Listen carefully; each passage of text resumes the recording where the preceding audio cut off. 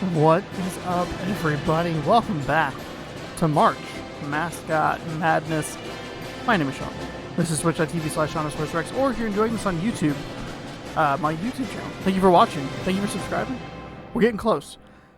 Getting close to where I can just say youtube.com/my URL. It's going to be good. So thank you so much for watching. If you're enjoying the tournament over there, hopefully you're having a good time. This is day number 3, part 3 of March Mascot Madness.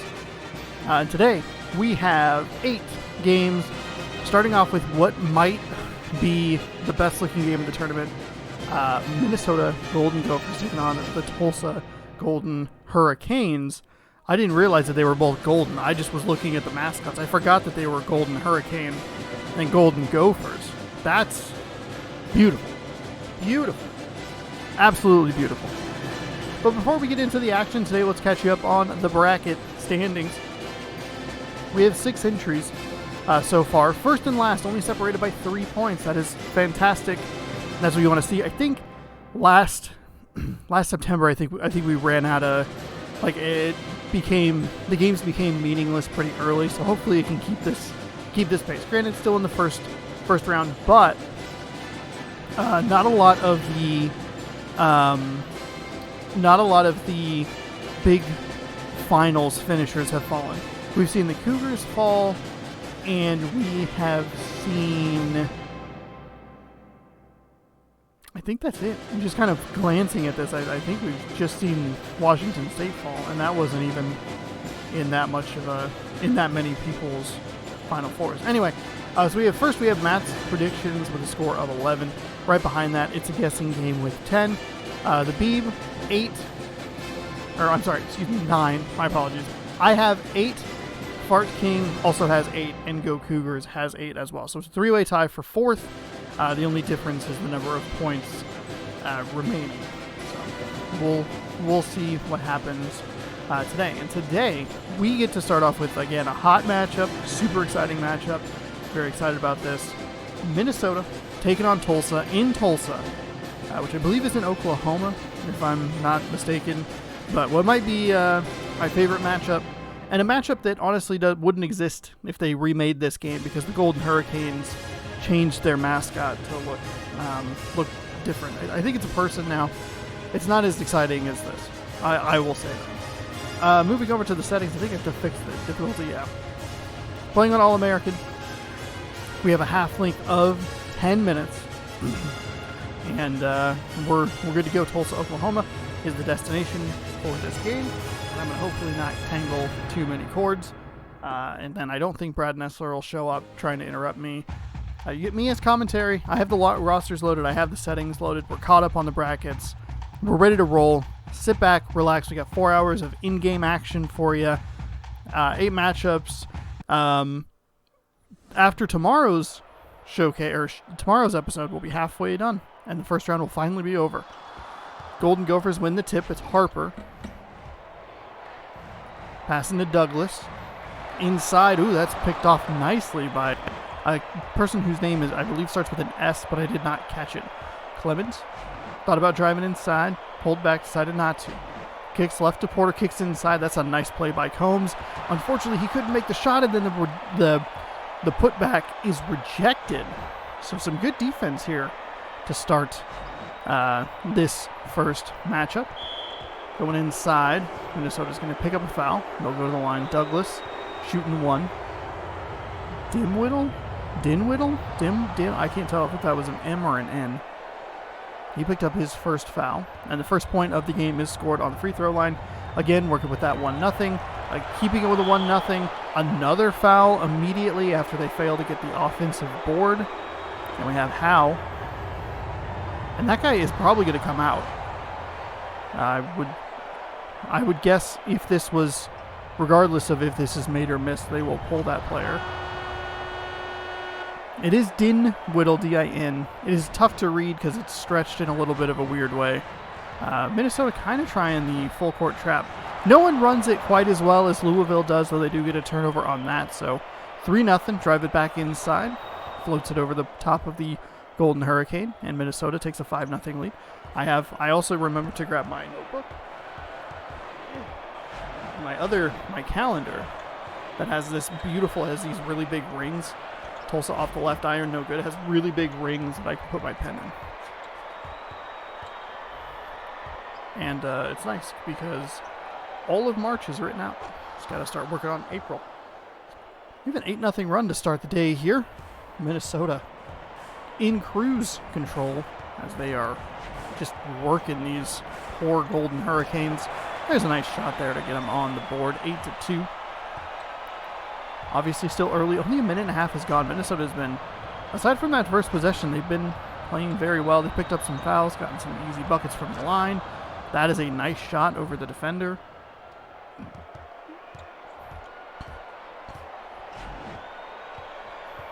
And Combs will take it in the corner. Passes inside to Clemens. That's going to be an offensive foul. Golden Gophers doing everything right. I don't remember who I picked. Of all of the games that I picked, because I did a whole bracket, this was the hardest one. This was the one that I was like, God, I like both of these mascots and would be totally fine if they both went far in this tournament, but they have to play each other in the first round. It gets a little trickier when you're like dwindling it down to like, who's going to win, you know. There's another foul by Tulsa. I believe that's the fourth team foul, excuse me. John Porter making the first shot, 11-2 now. Nearly a 10-point lead. We might have a blowout game here to start things off, which would be unfortunate. Come in with a ton of energy and just go, yeah, this one's a dud. But that's okay. That's just how it happens sometimes. That's a nice pass up to Harver. That's another offensive foul. Oh my goodness. Tulsa picking up. Okay, that's why it's 5. Okay. 3 defensive fouls, 2 offensive fouls. Minnesota's up 10 and just looking to pour it on here. Douglas driving inside into a double team. Going to kick it over to Condora. Another foul. That is 16 fouls. That is 16 fouls, and we are 2.5 minutes into this game. Minnesota up and good. I'm pretty sure that whoever I picked in this game, I did pick pretty far, just based on the next couple of matchups. I would assume that I put them into the Sweet 16, which I guess isn't super far, but it could hurt the old possible points remaining. Another turnover. We're genuinely, we could be looking at an all-time worst. There was a team in the first tournament that scored 19 points. Kicks it inside. There's a nice kick to Combs, and he'll finish it off at the rim. So 14-4. And from what I remember, granted that was 3 years ago, but from what I remember, 2 years ago, sorry. It was a combination of like the other team playing supremely well, and the team that scored 19 points just missing everything. Well, this one has a little bit of a different flavor to it because Tulsa's not even really getting shots up. Combs outside, nothing doing. That one missed. Took them 3 tries, but they finally got it. This one, just to finish off that thought really quick, this one has a little bit of a different flavor because Tulsa keeps picking up fouls. Another foul. I believe that's 7. And that means that Minnesota's in the bonus already. Any foul, offensive, which we've seen a couple of, that'll put them on the line. So Minnesota going, oh my goodness. The Golden Gophers, there we go. Makes it a little easier. Hits the extra free throw, and it is 20-6. Really hope I picked Minnesota, but I don't genuinely remember. Kicks back over to Porter. Porter trying to drive inside. The crowd is just dead silent as another block happens again. And we have the baseline bandit stealing away. I don't know why the offense is so aggressive to run to get loose balls after blocked shots. It's going to be your ball. Like, what are you doing? Like, just let it go out of bounds. You're fine. But the offense, for whatever reason, in these games is kind of programmed to run for it regardless. That causes a lot of turnovers. It shouldn't have been turnovers. Another foul. That is foul number 8. Oh my goodness. That's 3. They brought him in. I think the substitute came in and was like, we might actually have foul trouble in this game, which is something that we don't ever have to worry about. 23-6. Oh no.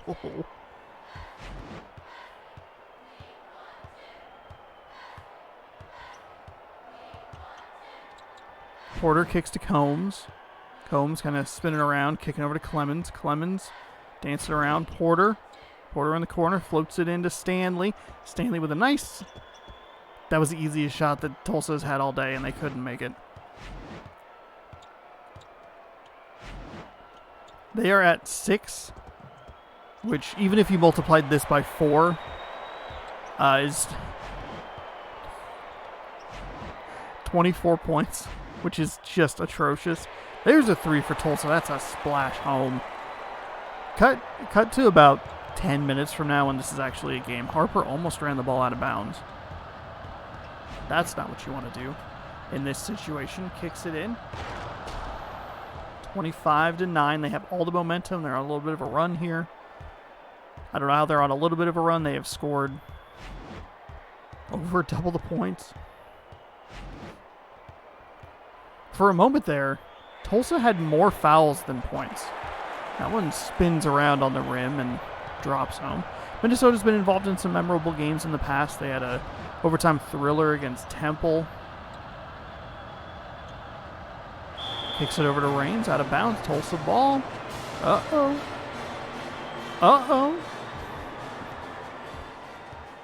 25-9, 16-point lead was the biggest. They've been able to hit it from deep, which has been good for Tulsa. Realized I was a little indescriptive with that. You have pretty much everyone near the perimeter there. Floats it into Stanley. Stanley's going to drive. That's a defensive foul. First one of those we've seen actually called a defensive foul. And Minnesota picks up their first team foul. Floats it into Searcy. That's a nice shot there. A little 5-point run here for the Golden Hurricanes. Maybe 25-14 game. Raines kicks over to Douglas. Douglas steps out of bounds. What are you doing, Minnesota? What is happening? Why are you doing this?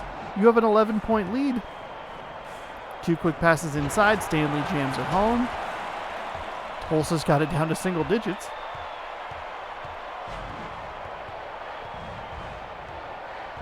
Harper dribbles around the outside. 7-0 run for Tulsa. Problem is they're going to need a lot more points just to even make it competitive. Over a couple of defenders, somehow couldn't get the offensive or the defensive rebound. 2 people standing right there. 2 Hurricanes. Couldn't suck that ball up. Minnesota stops the run. Porter thought he'd maybe take that shot outside. Kicks it back to Clemens. Clemens working back to Porter. Porter kind of trying to drive. Minnesota's got a lot of players kind of clustered in that middle section there.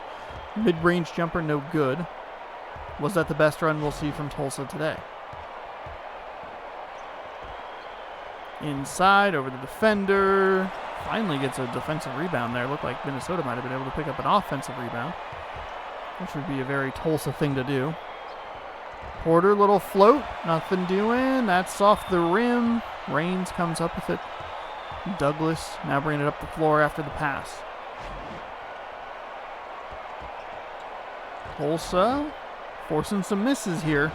I've talked about it in past games when teams have had big leads, or teams have been behind by a lot more accurately. They have to, not only do they have to catch up by staying hot, but they have to take advantage of the other team, in this case Minnesota. They have to take advantage of Minnesota's coldness. I don't know if they're doing that effectively enough. The lead's back down to 9, 27-18. We have a little over 2 minutes here in the first half. What was a laugher has kind of turned into maybe something interesting. Maybe.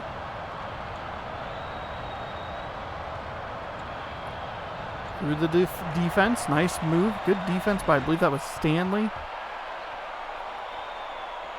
Kicks over to the left to Clemens. So they're kind of trying to run somebody through the, kind of zigzag them. Porter, nothing doing there. Kind of tries to drive inside, but thinks better of it. Kicks it over to Combs.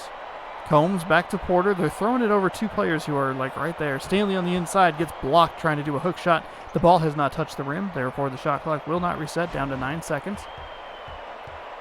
There's a nice block by Minnesota. 4, 3, 2, 1. Combs putting it up. No good off the back iron, it looked like. Hard to tell. Depth perception not great in this game. 27 to 18. There's a float and a nice play for Minnesota to put the lead back up to 11. Biggest lead, I believe, is 16. It could actually be 18 if it was 23 to 6 or 25 to 6. That's a nice shot by Tulsa. Got that circus shot to fall. That's what you got. You got to get some of those lucky bounces. They've also managed to stop fouling every 10 seconds, which has been good for them because they're not giving Minnesota easy chances from the line. And that's especially important late in this first half considering they have 18 fouls.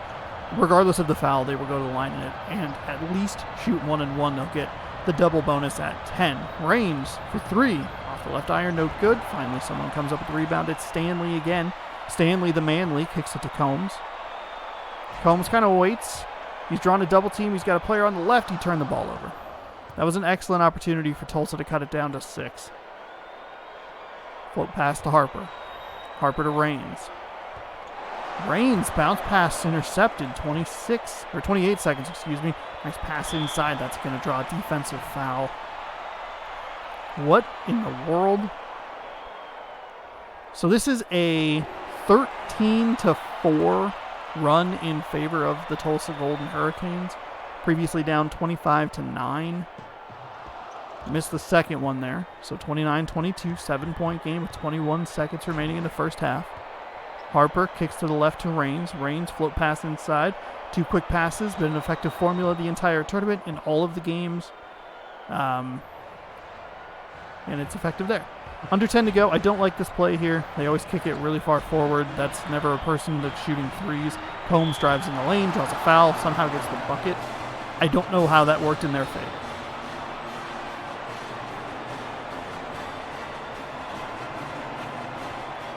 And a stunning turn of events here in the final 5 minutes or so of this game, or the first half, excuse me, has put Tulsa down only 5. They'll take a 3. That would have been Minnesota getting some good luck there if they had made that, but it is not good. So 31-25.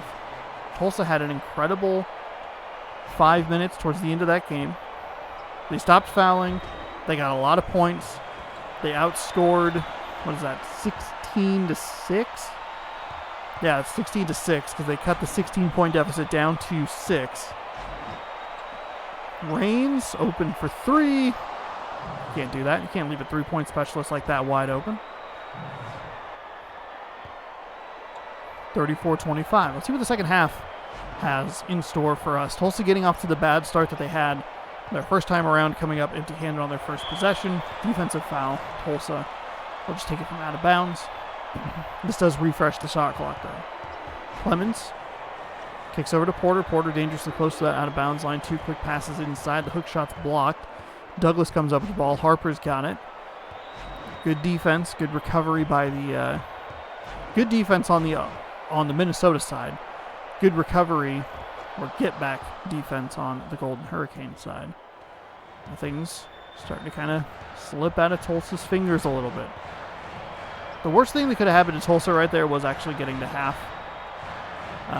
Probably good for Minnesota to get them to kind of reset. Tulsa needs to keep that heat if they're going to try and get back in this game. 36-25. Was 6, now 11. But inside again. They scored 7 straight points to open this second half. And it was interesting there for a few minutes. But 13 points. That's a nice little play there. I like that. Kind of bait the guy to believe that he's going for that screen. He kind of leaned to his right there a little bit. Step back to your right.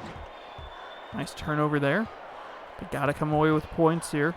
Got to do something, get back in this game. Running a player around. That's going to be a nice little kiss shot there. 38-27. Douglas kicks inside to Howe, into that name that I can't pronounce. And he's going to throw it out of bounds off the back of the backboard. With the way Tulsa's been fouling, I thought that was going to be a foul. Normally it's like, oh, that's like a hard thing to call, blah, blah, blah. That time it's just like, yeah, Tulsa's had an incredible number of fouls. That was a really bad missed opportunity there. They unfortunately give up points on the other end, even though they have a 2-on-1 opportunity there in favor of Tulsa.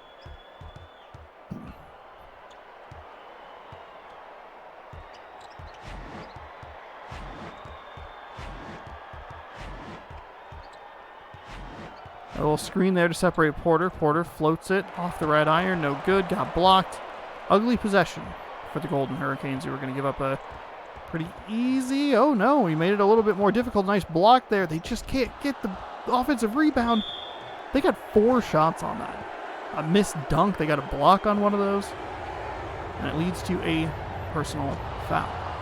So whoever picked up that foul, I didn't catch the name. That is personal foul number 3 for them. And it leads out to 15. Dinwiddie and Harvner. Changing positions again. Both of those guys have 3 personal fouls. They are actually in foul trouble, which is not something we usually see. And it does look like this game is going to get a little out of hand here in the second half, which is unfortunate. But you kind of saw it.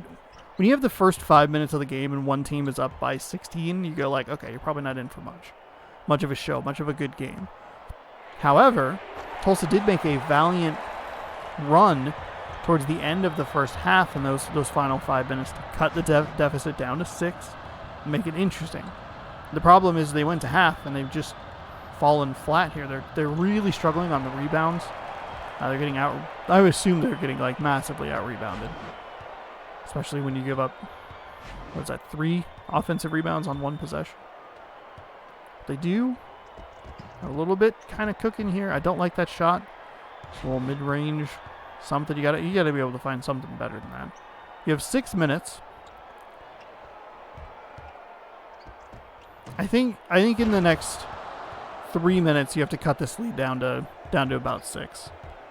You gotta go. You gotta make some threes. You gotta get Minnesota to go cold. That was a large reason that they were able to make that comeback. Minnesota went a little bit cold. Granted, for as much as Minnesota went cold, Tulsa stopped fouling, and they did play well on defense. But the lead's back up to 16, which is the most it's been all game.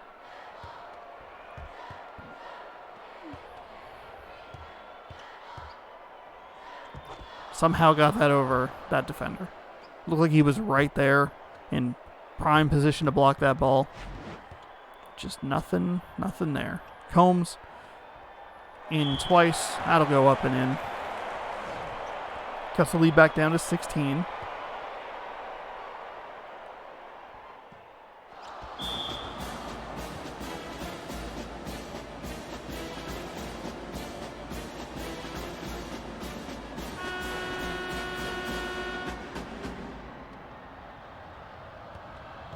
Douglas bounce pass to Harper.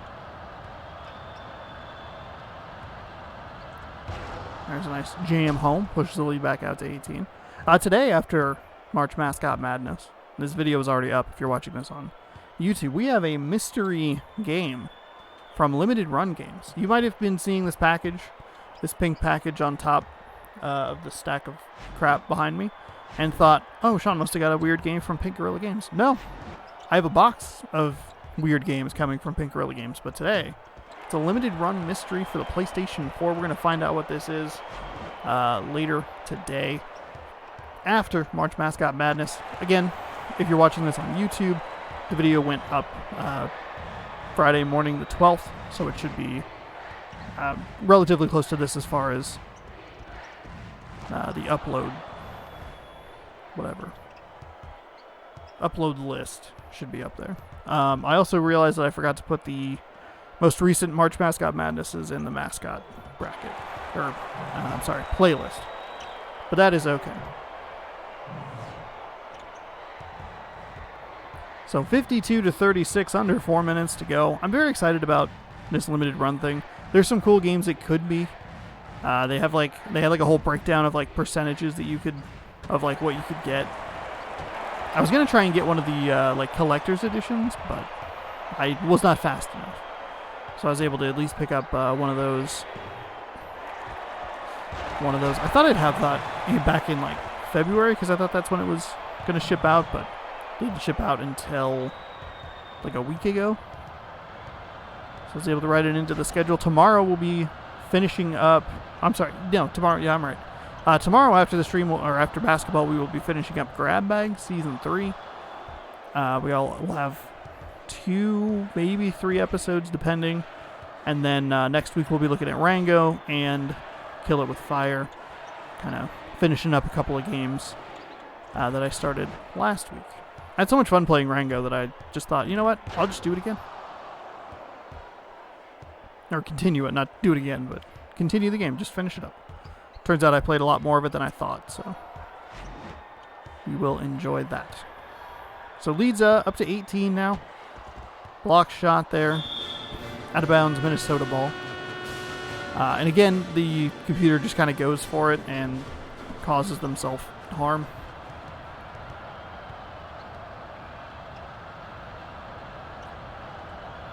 Couple quick passes inside. What a comeback that would have been. It was almost pretty incredible in that first half, but Minnesota turned it on in the second half. Really made sure that they put the game away. And Tulsa's just doing a terrible job at even thinking about maybe getting back into it. 2 missed shots on that last possession. First one should have gone. Was easy. Off the right iron, no good. Offensive rebound.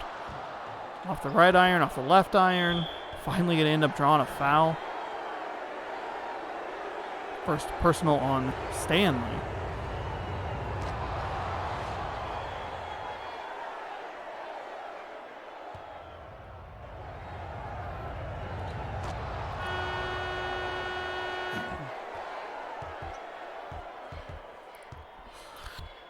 Hooah.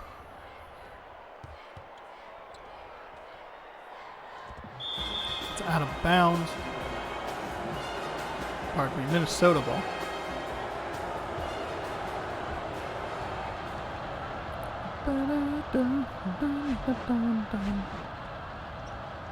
That was a really quick shot there. The lead's up to 22, by the way. More than enough time here to write in my notebook. Minnesota blowout.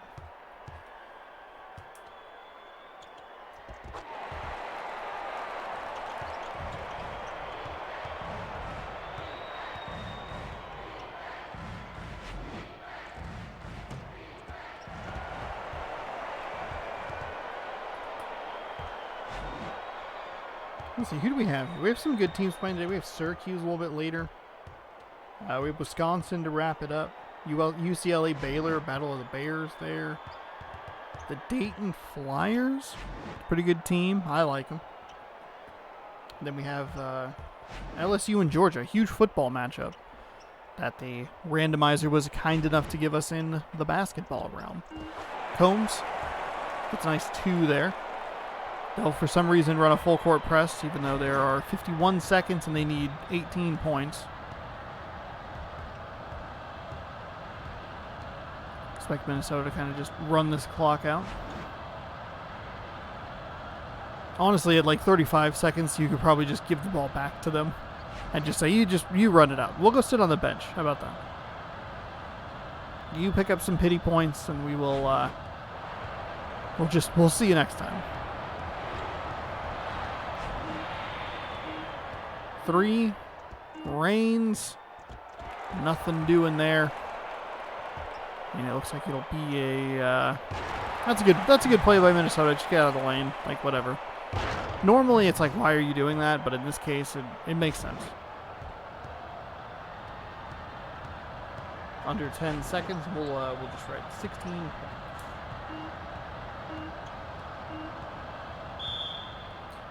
Honestly, kind of. Oh, come on.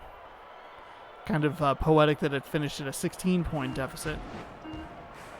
I'll take a 3 at the end, no good. So, with all that being said, we will go ahead and write down that it was Minnesota 60, Tulsa 44. And the Hurricanes getting blown out here in the first game. It's actually Hurricane. I realized when I was reading it's like a golden hurricane. Singular. So, my bad. As my body's confused that I'm drinking water instead of Mountain Dew. Oh, what? You got the tap? My goodness.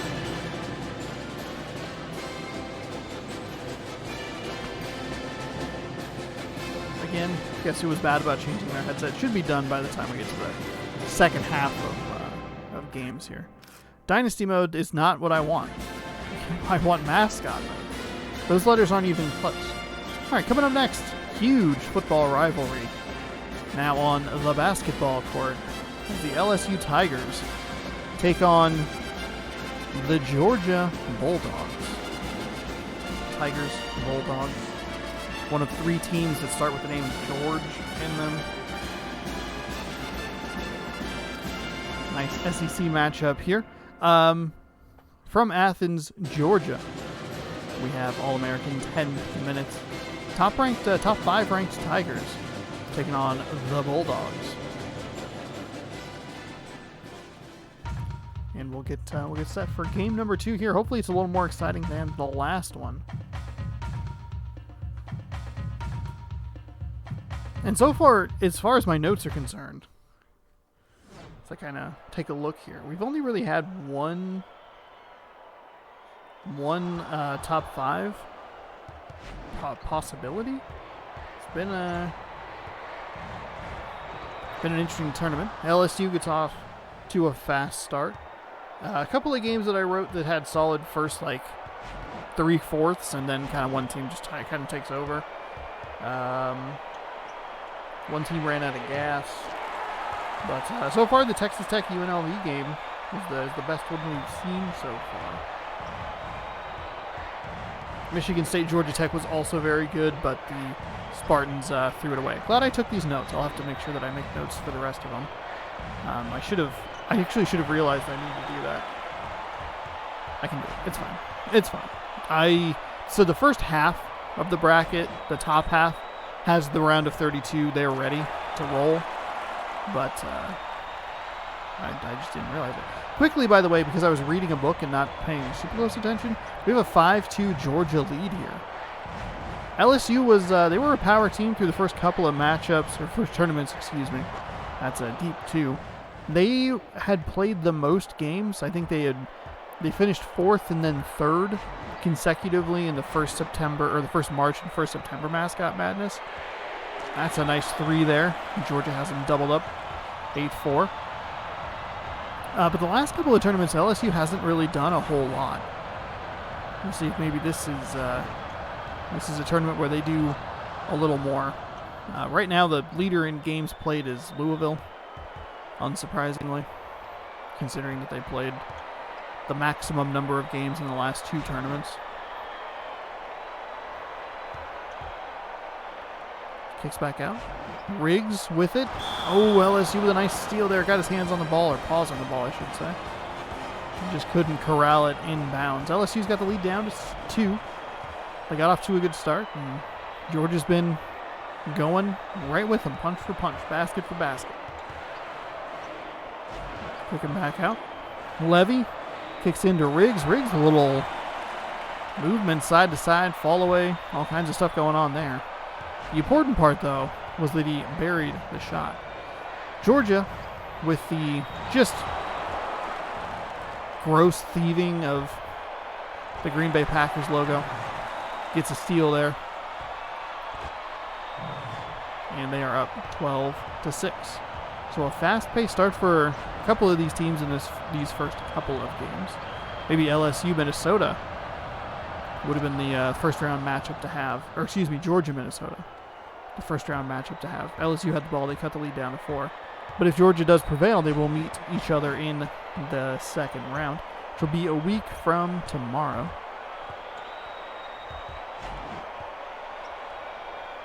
Levy for three. Another three for Georgia. 15-8. Live by the three, die by the three.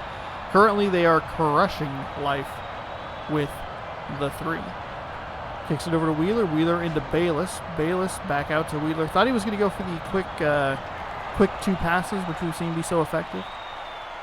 Took a dribble, kicked it back out, and it leads to no points. Georgia, through the contact, can't get it. Upton coming up with the ball. He'll drive to the left. Kind of switch back to the right. Reese kicks into Bayless. Bayless again. Instead of quick passes, he's dribbling. That player was kind of wide open, streaking up the floor there. Back over to Reese, Malcolm's brother. Levy steals it. Samuel kicks to Riggs. Riggs going to go through the contact, try to get the basket, but does draw the foul. So that is one personal and one team foul. And Georgia's weakness apparently is the free throw line, as they missed their first attempt. They make the second one though, and double up again. The LSU Tigers 16-8. 3.5 gone here in the first half of game number 2.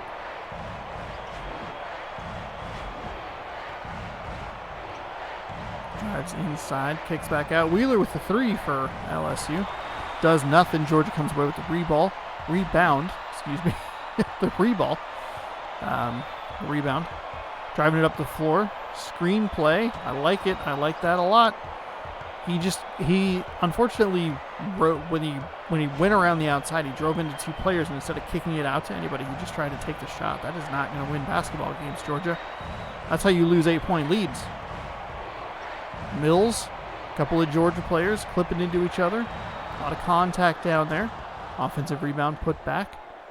Offensive rebound, put back for 2. 16-10.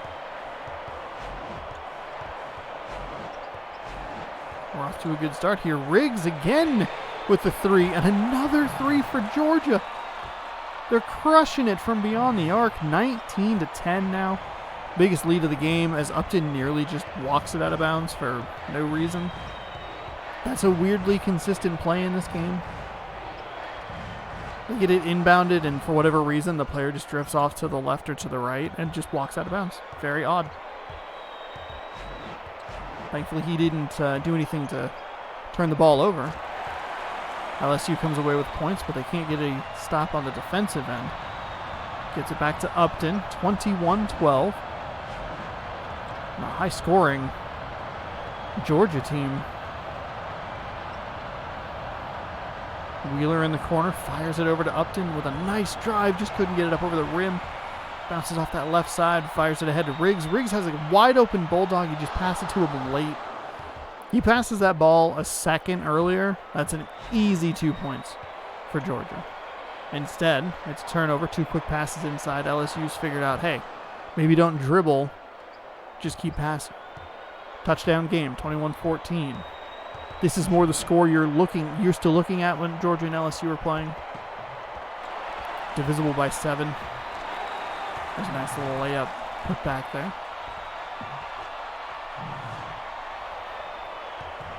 To LSU's credit, they've been down a bunch. They're down 9 now. They're not out of this game. They haven't hit the depths of a 16-point, 16-point deficit. That is a wild floater of a shot there from Georgia. Kind of just a heat check. Screw it. I'll throw it up, see what happens. If it hits, great. If it doesn't, we still have a 9-point lead. That is off the tip in. No good. Another offensive rebound. Out of bounds. So we'll go back to the Georgia Bulldogs. Riggs is going to bring it up. He's going to kick it over to Samuel. The Georgia Bulldog had a nice move to get around the defender right in the middle of the floor there. Right at the top of the key. That's out of bounds LSU ball. And it's nice. We're working with a game that hasn't had 37 fouls in the first half. That feels good. High scoring, good basketball here. LSU got to take advantage of the Georgia mistakes and misses. They do so on that possession. Samuel brings it up the floor. Kicks it over to Riggs. Riggs for 3 again. Another three. 26-16, 10-point lead. I believe is the biggest of the game. I believe it was 19-10. 9 points was the previous big lead. That's off the back of the iron, no good. That, nice offensive rebound, put back. Georgia is playing very well here. Looking for that quick pass inside, but there was just nobody to throw it to. So I believe we have Riggs over here in the corner. He's going to kick it over to Samuel. Samuel's got a whole just group of players, just a gathering of people there. Somehow split about 19 defenders and smashed that ball down. I am very surprised that he was able to get through that many people. Worm his way through all that traffic. Riggs with a nice steal there. 2-on-1, Samuel kicks it to Riggs. Riggs, circus shot off the left iron, no good. That was a good recovery defense by LSU. Georgia, 29. LSU 18, 1 for 1 on the free throws. Georgia's only shooting about 50% from the line, so that's ends up. It was a good foul. Ended up being actually a pretty good foul for the Bulldogs there. Made him earn it from the stripe. Came away with 1 instead of 2. Bonner picks up the first Georgia foul. So we have 1:48 left in the first half. So again, clean first half as far as the fouls are concerned, which is good. That's what you want to see. You don't want to see Tulsa giving Minnesota, I don't know, 10 plus attempts in the first half. LSU is going to switch their defense up here, see if they can slow down Georgia that way. Doesn't really, I mean, kind of does, but again, 1, that is an incredible shot to go in without the foul.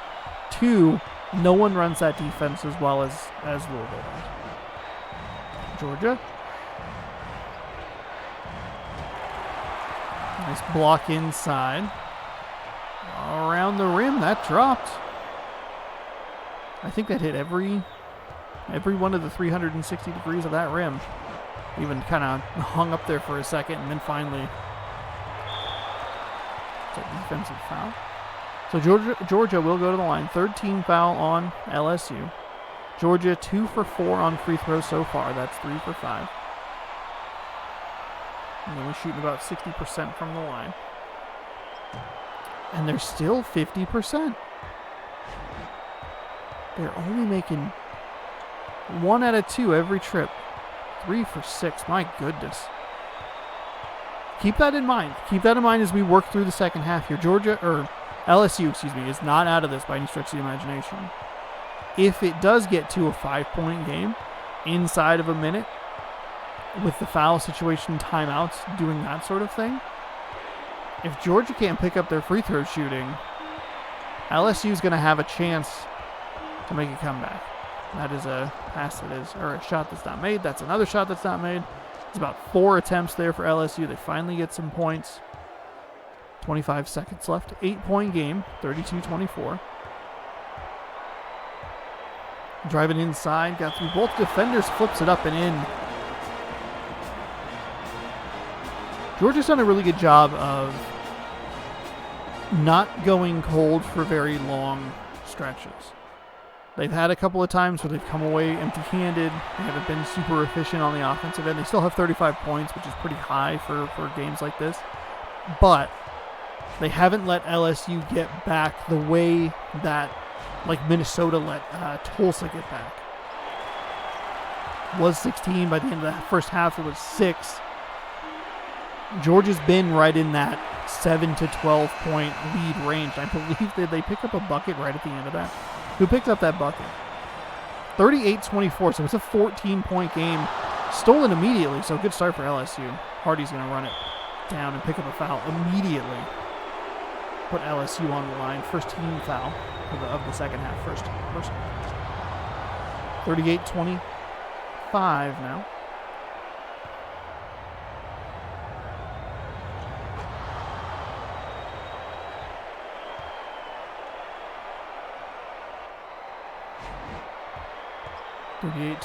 So, good start for LSU. Immediate pickoff. Another immediate pickoff. drew the foul, made both buckets. Now they're on a 4-0 run here to begin the half. We'll keep in mind 38-24, 14-point lead. I believe Georgia hit a 3 as that buzzer hit 0. I wasn't exactly sure what happened there. Kind of, regardless of if I was paying like 100% attention to it, when it hits halftime, like it hits halftime. There's not a whole lot of like replay or slowdown or anything. Georgia blocked. Leads down to 10. LSU's got them down to 3 seconds here on the shot clock. They need to put something up. Levy is going to not do it. Georgia's had 0 shot attempts here in the second half through the first 3 possessions. 2 turnovers and a shot clock violation. Bad start. LSU looking good though. 4 points. Has the lead down to 10. Working Reese. I don't know why he drove that. Take that mid-range jumper. That was about the worst case scenario you could have had there. Turn down an open shot to get a harder shot, and it doesn't even draw the foul. It just throws it out of bounds. So LSU makes a mistake. Riggs, still good. Still good from deep. And Georgia, back up to that 13-point lead. Their first shot, first make of the second half. Took them a while to get there, but they finally did. Again, kind of going back to the point that I was making in the first half of Georgia, been good about not letting LSU get on too much of a run. They made some mistakes, had a couple turnovers, a shot clock violation. They gave up 4 points on the defensive end. You know, they let him get to 10, but said, no, we're good. We'll make it 3 now, push it back out to 13. Or 11, excuse me. Yeah, that was bad math on my part. My apologies. Or was it 13? I don't know what it is about this specific game, but anyway, the lead's down to 9. Closest it's been in a while. Single digits is good news for LSU. Riggs pump faked and got that guy to just fall backwards. Hardy an opportunity to cut in a little closer here. Kicks over to Reese. Reese bounce pass into Bayless. Bayless finds a nice lane there and just a beautiful dunk there. Two-handed slam. Leads down to 7. You see LSU. They thought about doing the full court press. They got burned immediately on it, and they said, we're good. We're not going to try that again. There's another 3 for Georgia. No good, but a putback on an offensive rebound. There were 2 Tigers there, like ready to pounce, and they just couldn't get it. He had a guy wide open in the lane. Why did you not throw it? He was in the paint. Wheeler dancing around. Kicks over to Reese. Wheeler, that's a deep 2. Back to 7, 43-36.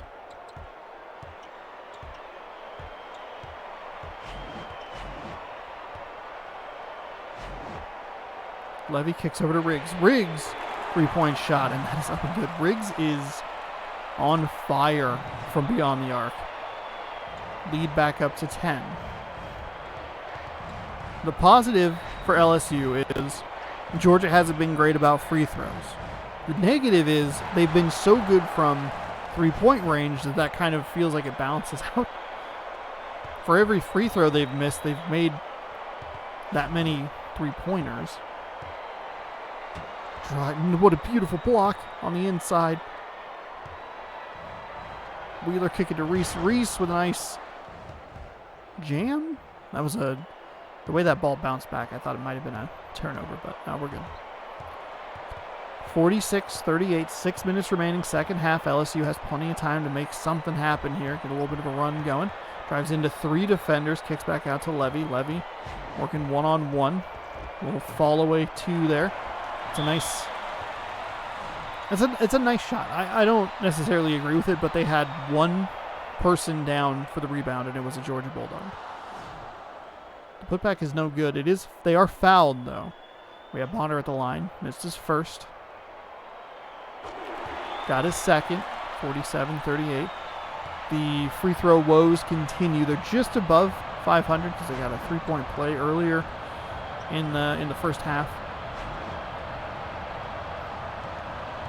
Bounce pass into Bayless. Backing somebody down, trying to spin. through 2 defenders. Got the shot up. Buries it. 47-40.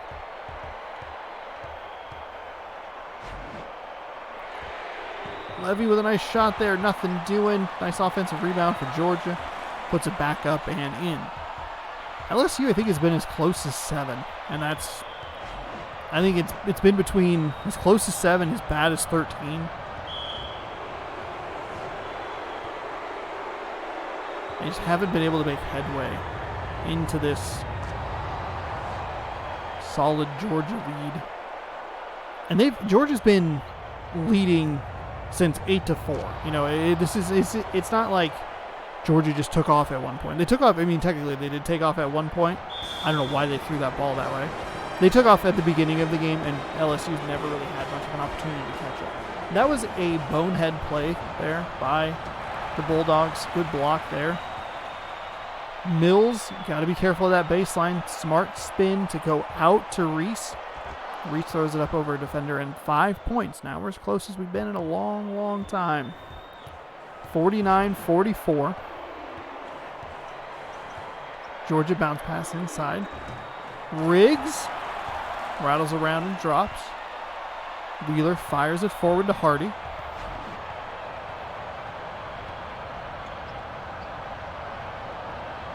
Bayless has not been good about getting that quick second pass. Nice block there. Riggs coming away with the ball. They had it down to 5. They had it down to 1 hand of points, and they just couldn't get it to go. There's another 3 for Georgia. LSU blessed to miss that. Wheeler coming up the floor. Throws it to the left side. Reese kicks it back over to the right to Wheeler. Wheeler spins around, throws it to Hardy. Hardy looking around the three-point line. Oh, tried to find his buddy over there, but couldn't. Instead, there's a turnover. It's going to be a foul and 1 opportunity coming up. We're going 3 the hard way, or at least the moderately difficult way. And it is 53-44. Gets that one to drop. So 54-44.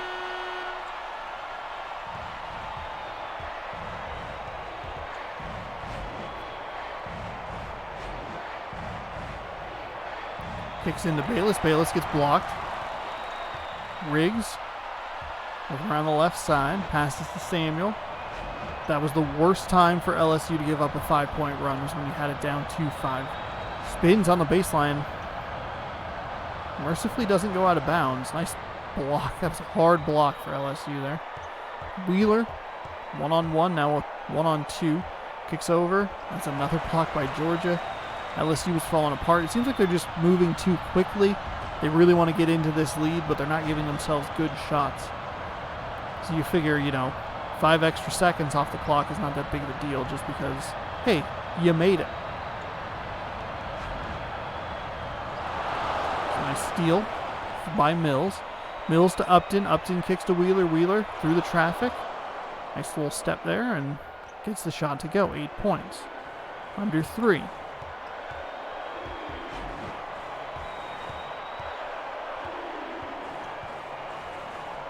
Bonner drives inside. Going to be a defensive foul. So Georgia will go to the line. 3rd personal on Reese. 3rd team foul this half. Georgia makes the first. Can they make their first 100% free throw attempt trip? No, they can't. Instead, they'll get the rebound and they'll make it the most difficult 3-point play. 57-46. So 9-point game was at 6.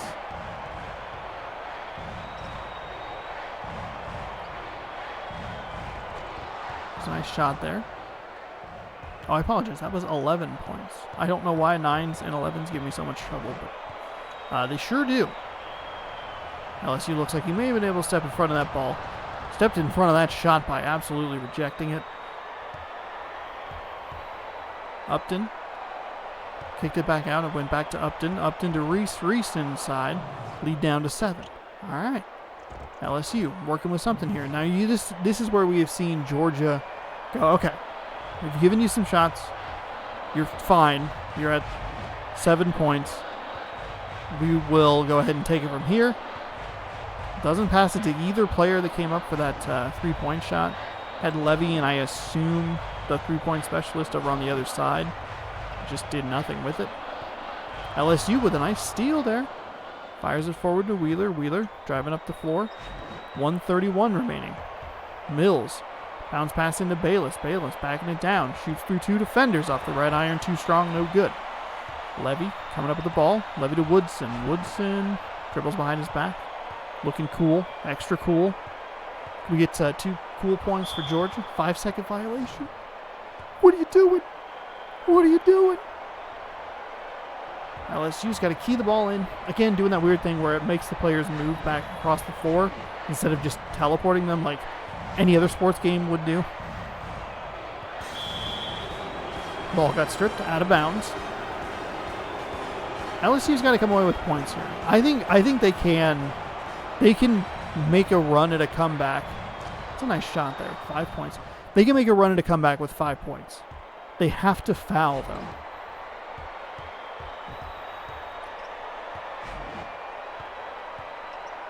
Maybe try to bait another 5-second violation here. Riggs. 20 seconds.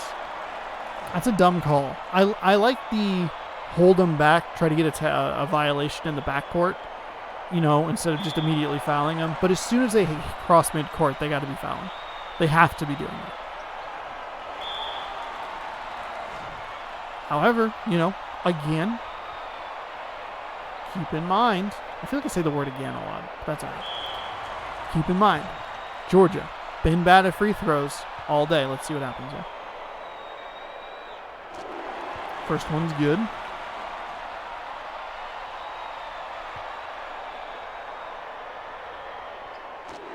That's the first time they have made both shots on a free throw all day long.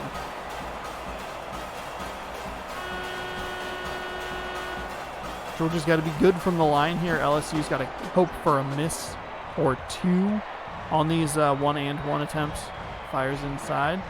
Bayless with a little 2 there. That's a tip in that's no good, and I think LSU's run is just about done here. They'll give them another shot at the line to break 60. That time they teleported.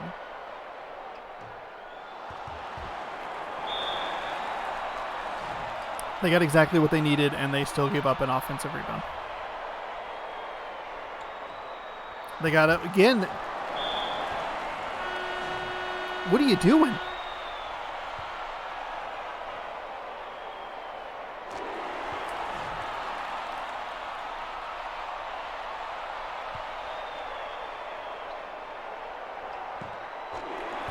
And we'll just write Georgia all game.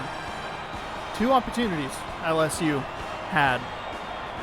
2 of them to get a defensive rebound, and they could not do it. They missed on the first free throw attempt, which means 2 or 3, you're still making up a ton of points. They'll turn the ball over. LSU down by as many as 13, I believe. Got as close as 5, and the wheels kind of just fell off from there. Georgia, they'll dance around. They'll dribble this out, and a very highly ranked team, the number 5 LSU Tigers, will fall. Somebody took a timeout. That was a very odd situation. He was just trying to get rid of the ball for the final shot. LSU called the timeout for no reason. Fire it down the floor just for fun. Mills. 3 at the buzzer. Where was that throughout the game? 61-55. Georgia is moving on. Just think about what could have happened if LSU gets one of those misses. Preferably the first one. But either one of those misses comes down, makes a 3. Man. All right, 61-55. They didn't even let the players get off the court. This is the weirdest end freeze that we've had yet. Georgia moving on to game number 2. They led the whole way. You know, in the back of my mind and the heart of my heart, so I'm thinking give me a comeback story. You know what I mean? Give me a solid freaking comeback. You know?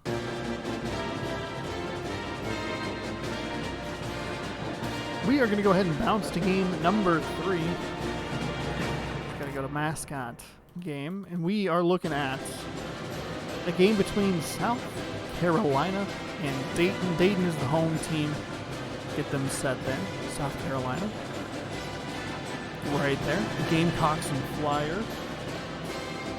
Hoping to follow up maybe a couple of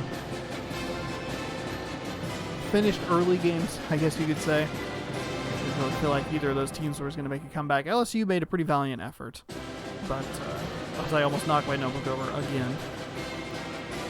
Not so much on the other side of things, but that's neither here nor there. We're done with that game. We're focused on this game. South Carolina taking on Dayton. You saw the things. We run it 10 minutes. We run it All-American. We are going to, I believe it's Dayton, Ohio. Probably should have gotten into comfort mode a little earlier, especially in that last game. With it pretty well in control. So here we go. Dayton tipping off here and losing that tip-off as we have Hale spinning around at the top of the key, the top of the floor here. They're running them around for the three. Crouch off the right iron, no good. Bell got a three-point specialty icon next to him. We're underway here for game number 3. South Carolina missing their first shot, no score. Couple of well-in-hand games early in the last couple of, or in the first 2 matchups of part number 3 here. First shot for Dayton is up. First shot for Dayton is good.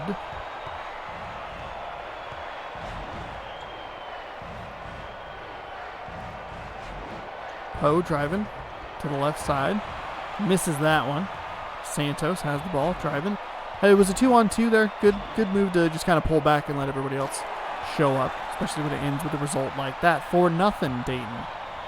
We have another quick start for one team and a slow start for another. Dayton 2 for 2 from the field. South Carolina. Nice pass inside to Hale. That's a good jam there. It's a great little feed there to get the man open and let him just jam it home. Take it to that rim. Kicking outside, Santos. Working back around the three-point line. Trying to drive inside. Just bullied that Gamecock down. That's a bird bully there. Santos floating around. Bell trying to do something here. Looking for the three. That is a nice three there. Georgia, by the way, gets to take on Minnesota, 2 of the more high-powered teams we have seen in the second round. So that hopefully will be a very interesting game. That'll be part number 6. Yes, it'll be game number 1, actually, of part number 6 next Friday, the 12th, or Sunday, the 14th, depending on if you're watching on Twitch or YouTube, respectively. Santos driving it around here. Working it across to Pena. Pena to Bell. Bell working one-on-one. Trying to drive inside. Drives into a double team. Kicks it back to Pena. Pena throwing it to Shivers. Shivers backing him down. He's dangerously close to that baseline. Backs up a little bit. Flip shot up over the top is good. 9-2. I don't know if Dayton has missed yet. Too busy thinking there for a moment. I could have missed a miss, but I don't think I missed a miss. Another steal here for Dayton, and Dayton is off to a good start. A Minnesota Georgian good start. 9-2, and now 11-2 with that old jump shot from Howard. Sweet plays there. And with a 9-point lead, South Carolina. South Carolina is jamming it or they are doing nothing. There is no in between. There is no middle. There is nothing. It's either a miss or a dunk. Bell for 3, splashes it on home, and we have a 14-4 10-point lead already. 3 minutes gone in this one, and Dayton is absolutely on fire. Poe going to give it a shot from the three-point range as well. Anything you can do, I can do almost as good because we haven't hit as many threes, but we'll cut that lead down to 7. Now a touchdown game. Pena working in the corner. Got a lot of flyers right on that baseline area. Shivers might be a good idea to kick to Bell. Bell for 3. Again with the 3. 3. Leads back to 10. Crouch, Nix, Witt. Knocked over the flyer.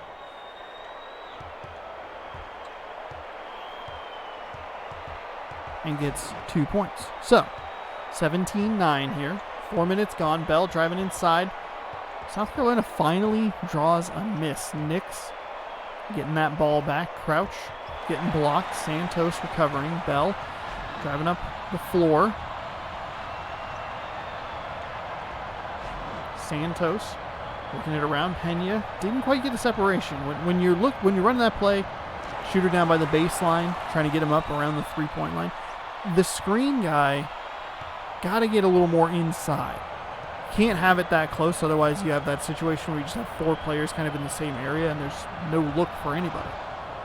Witt with a nice offensive rebound. Gets the ball back up and in. Cuts the lead down to 8, 19-11.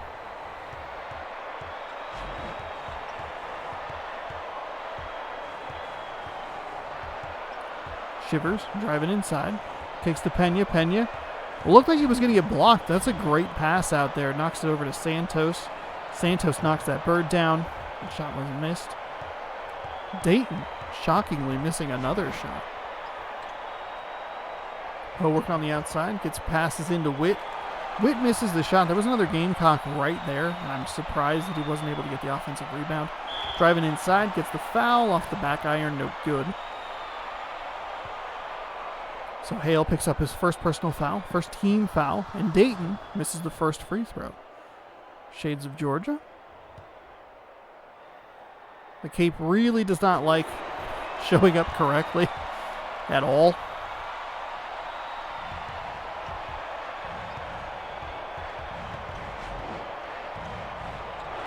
Ooh, Santos, nice pick there. Tried to get that little float pass over, just wasn't able to get it there all the way. There was a lot of dancing down there for a whole lot of nothing.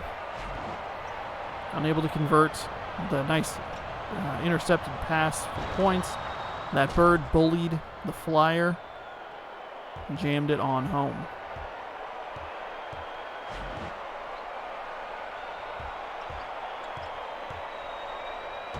Oh, what a block. What a block by South Carolina. They put together a little run here. 20-15 now.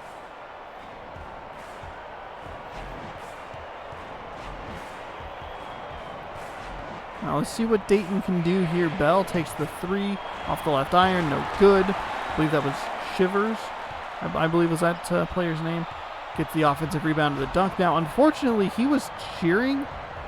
Unfortunately for his team, I should say, he was cheering on the other side by throwing his hands in the air. So it was a 5-on-4 in favor of South Carolina, and that definitely benefited him because that was a very easy 2.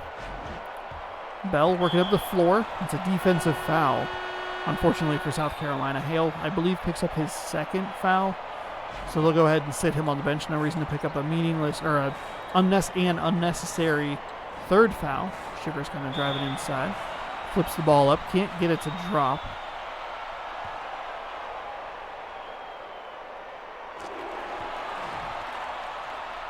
(23-17) now. Dayton leading. Shivers with the ball. Off the iron. Interesting. That's a nice play there. 23-19. We have a Monsters, Inc. game here. A white sock. I believe that's what I usually refer to it as.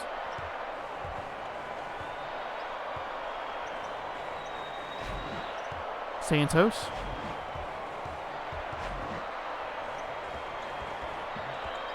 Oh, couldn't get it to drop on the inside. South Carolina on a run here. Westbrook. Nice job to just kind of pull it out and wait for his friends. It was a 1-on-2. He was likely not going to have a whole lot of good going on there. South Carolina's got this down to a 1-possession game. Dayton's kind of let South Carolina creep back into it. I do think that holding that kind of a lead is very difficult for a team. You know, you can be up by 13, 14 in the first half, and you go like, okay, they're going to make a run. We're going to give up some of this. Georgia did a great job at responding to LSU's little mini runs that get 4-6 points in a row. Then Georgia would quickly kind of put a stop to it and get the lead back up to where they had it. Dayton hasn't had that, but they've also been benefited by South Carolina not playing particularly well. Kick it over to Santos. Santos working it around the outside.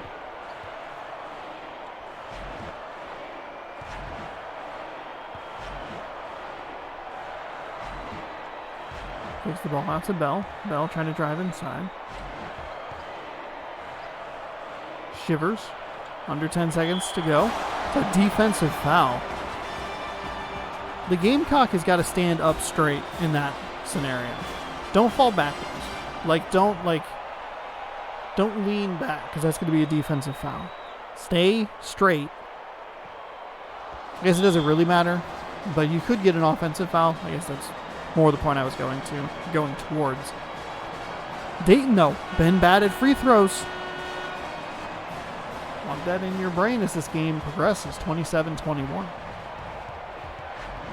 6-point lead with 96 seconds to go here. Stolen away. Shivers with a sweet pass up to Santos. At least I believe that was Shivers. The name cuts off so quickly sometimes it's like hard to tell exactly what's going on. And the way the camera rotates. Pena dangerously close to turning the ball over. Doesn't. And tries to work his way inside a little bit. Throws it over to Santos. Santos listens to me burp. 7 on the shot clock. 4, 3. Oh my goodness. They had it all the way down to 3 seconds. He was getting ready to shoot the ball and just nothing. 27-23 here. As Bell brings up the ball. Brings it up the floor. Going to kick it over to Santos. Santos loses the ball and just couldn't corral it in bounds. Slides out. 4-point game here with 38 seconds to go. That was an excellent opportunity there for South Carolina to try and cut this to 2. Fifth team foul for South Carolina. Dayton not great at the free throws. We'll see if they can. Bill Bell. They'll go 2 for 2 from the line that time. 0.7 second difference between shot and game clock. Might even be less than that, honestly. Quick passes inside. Redmond off the right iron, no good. Leads back up to 6, South Carolina. Got to get a stop here. Don't let Dayton end on a roll. See if you can maybe force a turnover or something here. Likely Dayton will wait and try to get the final shot. Kicks over to Bell. Bell, a nice shot there. They won't. If I were South Carolina there, I am okay with that throw. That was an awful shot. A whole lot happened there. One, with a running clock, South Carolina's got to take a timeout. That shot was no good. Didn't count, but it wasn't good. South Carolina's got to take a timeout there at the end of the half. Why are you not doing that? Give yourselves an opportunity. Beautiful interception there. We saw this in the last game. LSU got off to a good start coming out of half. It is a 31-23 game here, and South Carolina has negated Dayton's first possession.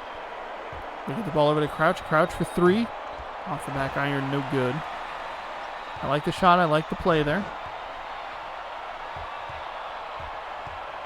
Bell working in the backcourt. It's been Dayton pretty much all game. Shivers. It's gotten close a few times. Dayton's been able to push the lead back out. Been pretty consistently at 6 to 8 points. We're working with a 9-point lead right now for the Flyers. And how about a 10-point lead now for the Flyers? 9:33 remaining here.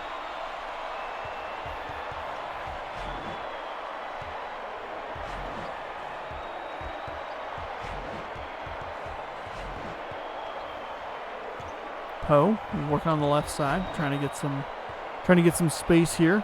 Not a whole lot of space for him to have. Crouch, one-on-one, kind of man just glued to him. Poe with the ball again, backing down, one-on-one. Gonna draw a defensive foul. That's a good play by Poe. I like that. I like that play. Yeah, kind of bailed out of a not a great shot there. I think it was maybe going to go out of bounds, maybe off the side of the backboard. Instead, foul.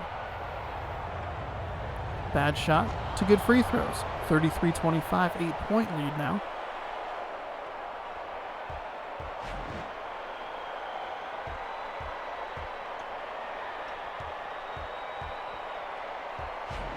Fires into Pena. Pena loses the ball. Santos there to pick it up. Falls away. Left iron. No good. Pena repays the favor by getting an offensive rebound. Gets his own offensive rebound. Puts the ball back up and pushes the lead to 10. Another good opportunity for South Carolina there that they just let go. Crouch throws it over to the right to Westbrook. Westbrook feels like a name we haven't called a ton. We've seen a lot of Poe. There you go. Nice shot there. Right on cue. Thank you. According to the script, that's where you're supposed to be. Seen a lot of Bell, Pena, and Santos have been the main names I've been calling on the Flyers. Little mid-range shot misses that. Redmond to Westbrook. Maybe I just haven't been calling very many Gamecocks names.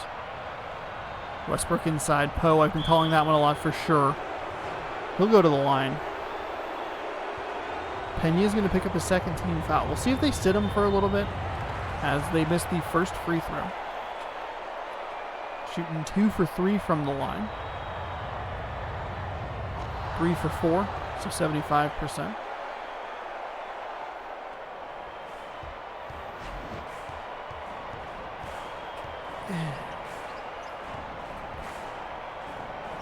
Santos, Pena, nothing doing there. Poe with the rebound. Crouch kicks over to Poe. Poe kind of working it. Thought about working it again. Thought about working it inside, but just no room there. Redmond. It's Redmond, by the way. I keep putting a D on the end of it. And a good opportunity there for the Gamecocks goes to waste as they are now down, or still down, I should say, 7 points. We have a football score again. I was going to say not for long. Howard with a nice rebound there. Redmond with a nice rebound off the miss. They're giving up too many second opportunities. Dayton is getting a lot of second and third chances. Even if they're not making them, they're still just throwing the ball near the basket and just kind of hoping to get it. There's another nice offensive rebound for South Carolina, looking to cut into this lead a little bit. 3 minutes gone here. We're down to a 35-28 game. 35-29 now. Been a bit of a sloppier second half here. Dayton came out in the first half firing on all cylinders, smashing threes, crushing twos, doing all that good stuff. South Carolina got to a bit of a slow start. They've never fallen completely out of this game, but it gets to something I talk about a lot of these streams where it's like, can they gain enough momentum to get over the hump? The hump, I think, would be like something like 5 points. You know, can they get there, keep the momentum going? So knock it down to 4 here. Churning it into something interesting towards the end of this game. We saw it in the last game with LSU and Georgia. LSU got kind of close a couple times, just couldn't get any closer than 5. You know, routinely would get a little bit of a run going here and there. Georgia would push the lead back out. Kind of rubber banded a little bit. Georgia ended up taking over, winning the game. And we saw it even in the first game, Minnesota and Tulsa. Tulsa was able to pull within 6, and then Minnesota came out in the second half and said, we're putting a stop to this right now, and controlled the game till the end of it. Both of those pretty big wins by those respective teams.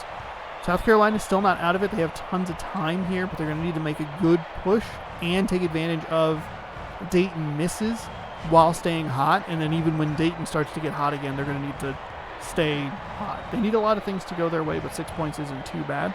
And they've been doing a much better job on the defensive side here in the second half, limiting at least Dayton's points, but they are still giving up a lot of those offensive rebounds. Missing offensive rebound there is South Carolina, down by 6. They were as close as 4 after those free throws from Dayton were made. Dayton's been struggling from the line a little bit. Pena, he's been a name we've called a lot here, driving inside. Howard couldn't get it. He had 2 Gamecocks, 1 Flyer, and the Flyer flew in and jammed it home. So Westbrook will bring it up now, down 8.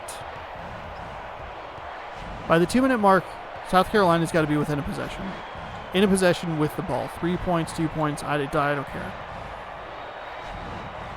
That's a lot of time to make up not a ton of points. You only have to go +5 over the next 3 minutes or so, and that's a good start. But I don't think that they can really. I don't think they can be down more than a single possession going into that final 2 minutes. They might just take care of it right here and right now. Westbrook kicking to Crouch. Crouch back to Westbrook. Westbrook blocked. That other player, Witt, I believe, there for the jam home. 4-point game. Second time it's been within 4 points here in the last minute or two. Bell working it around the outside. Dayton looked dominant. Didn't really think it was going to get that close. South Carolina's made it a bit of a game here. Gives up that basket. 41-35. How does South Carolina respond here? Dual spin move. Kick it to Poe. Poe. I don't believe. It is a 3. Hard to tell with their big Mickey Mouse looking feet, but South Carolina knocked that 3 down, and the lead is cut in half. They're right where I said they needed to be at the 2-minute mark, and they are there 2 minutes and 11 seconds ahead of schedule. Santos, for whatever reason, did not take that 3. Guess he didn't like the look. He was as wide open as could be, though. Maybe not a 3-point specialist. Maybe that's why he was so wide open. Bell to Pena. Pena off the iron, no good. South Carolina. 1 possession game. They can tie it with a 3. Cut it to 1 with a 2. They're working him around. Poe. He had the 3 on the last possession. Didn't take it there. Bounce pass to Crouch. Crouch trying to find a little screen there. The little high screen action. Crouch taking on 2 flyers here. Lost the ball, and Santos comes up with it. He kicks it to Bell. Huge missed opportunity for the South Carolina Gamecocks. Pena, step inside. Nice little 2 there. I like that play. Find your spot. Get into a good rhythm. There wasn't a whole lot of defense there. No shame in stepping inside. What I think is weird is when they pass up just super wide open look. Stripped again. Dayton. Bell trying to get something. I like that play by Westbrook. I think that's actually a pretty good defensive play. Didn't get the foul, but also didn't give up the easy bucket. At least through some level of contest there. Westbrook kicking over to the left. Crouch pump fakes. Kind of tries to drive inside. Not a whole lot doing there. Crouch driving inside. Into 2 players. Oh, and he just couldn't get the shot. It's a 4-0 run here for Dayton as the clock ticks towards 2 minutes. Pena. Gamecocks covering him well. Almost a 5-second violation. Santos' buddy bails him out. I assume they're friends. I don't see why they wouldn't be. They play on the same basketball team together. Crouch. Working it around the top. See what he has here. Little alley-oop layup sort of situation. All right, lead down to 5. South Carolina still not out of this game. Not exactly where I said they would be or thought they needed to be. They'll work it to Santos. Santos, little mid-range jumper. Can't leave him that wide open. Leads up to 7. Dayton, all the momentum here. Westbrook with the ball. Trying to run maybe some kind of 3-point play there, but he just didn't throw it. Witt with a little hook shot throw there and nothing doing. It's been Dayton all game. South Carolina just doesn't seem like they have enough in the tank to make this comeback happen. The good news is the game shouldn't start fouling yet until we get the 1-minute mark. Defensive foul, just kidding. Nick's going to come in for Redmond. I believe that was a reach-in. It wasn't an intentional foul. Santos to Shivers.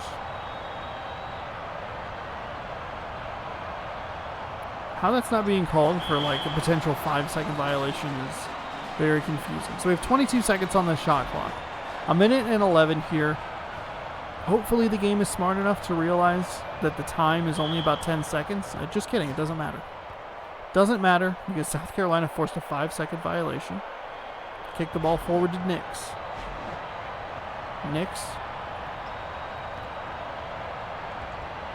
That's a deep 2. Had no idea with the way the feet are. We're looking at a 5-point game with 58.8 remaining.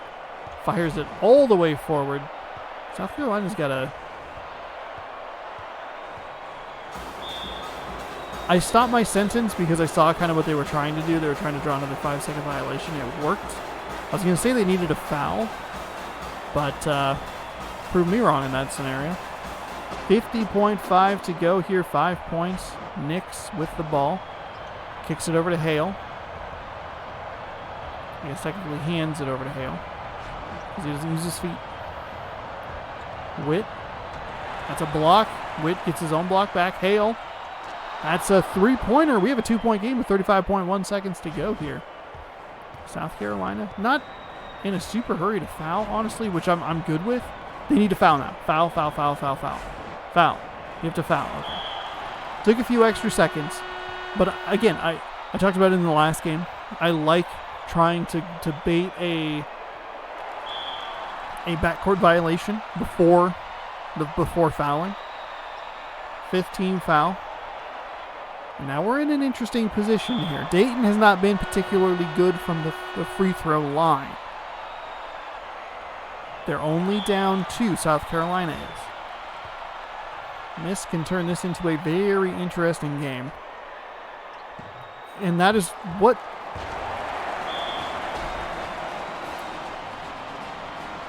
What are you doing?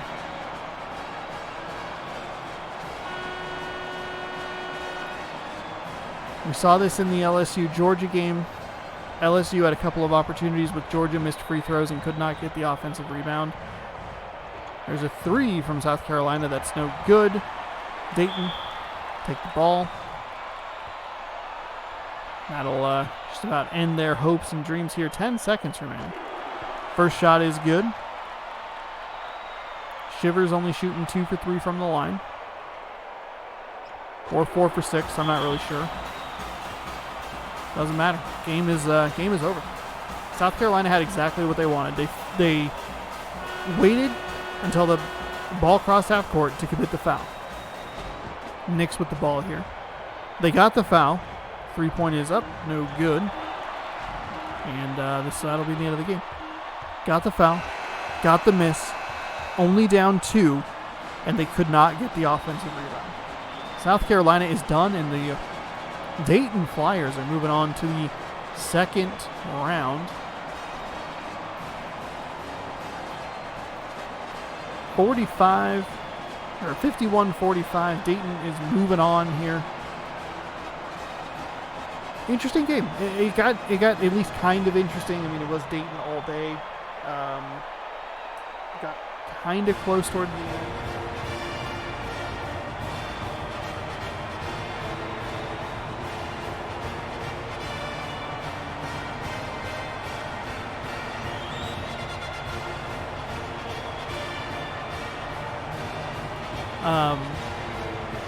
South Carolina got to within 2, 47-45. Gave up 4 points in a row to end the game. South Carolina just couldn't get over that hump. I don't think they ever led. I don't even know if the game was ever tied at any point. Just not a good game for the Gamecocks, and that'll eliminate them from the tournament as we move on here to game number 4. Oklahoma and Syracuse, I believe is what that says. Absolutely does say that. Syracuse, they're a popular team in this tournament. Everybody loves the big goofy orange because they're literally the Syracuse orange. And they thought, what better way to represent our school than with a literal orange? There they are. Oklahoma's coming to town to face them in game number 4. Dogs love balls. And typically dogs chew the balls, so they usually beat balls. Dog versus ball coming up right now. Here's your look at the All-American 10 minutes. Baseline mid is our camera. You're going to Syracuse, New York, which I always forget. Syracuse, I believe, lost on a buzzer beater in the tournament they were playing in today or yesterday or something. And yet again, we will hope for a competitive game, as we are 3 games into this tournament, and 3 teams have, or really taken control throughout the game. Big ol' S on the floor as Boomer Sooner gets the ball. First 2 quick passes inside, bullies that orange out of the way, and we have a 2-0 lead for Oklahoma with 10 seconds gone.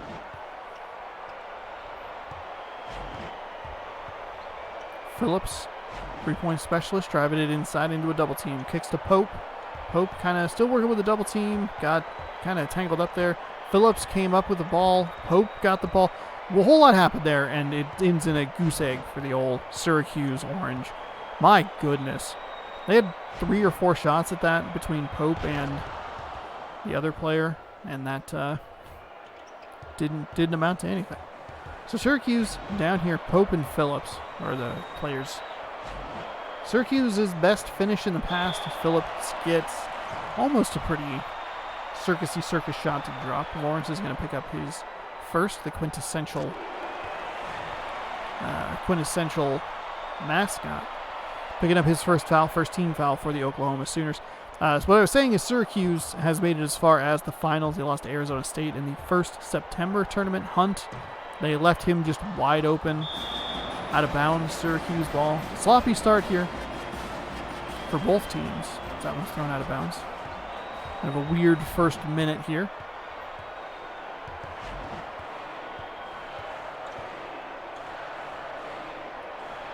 Navarre to Phillips. Phillips will floating to his right a little bit. Not that shot to go. 4-0 OU lead quickly, 4-3. Syracuse kind of getting back into this game. Missed that free throw, otherwise it'd be tied. Navarre, though, looking for the old steal there. Phillips got a kick to his left. I don't like that jam. You know, I guess worst case scenario, it's a foul, ideally. Worst case scenario is that it's just a miss and he blows it for his whole team. Best case scenario, it's an easy basket for the other player who was down there. Middle case scenario, he gets fouled and at least ties the game, but who knows. Nice by Adkins there. Lawrence, the quintessential mascot, flips it up. He's not the quintessential shot maker, though, unfortunately. Oklahoma, though, does get on the board, stopping the run here.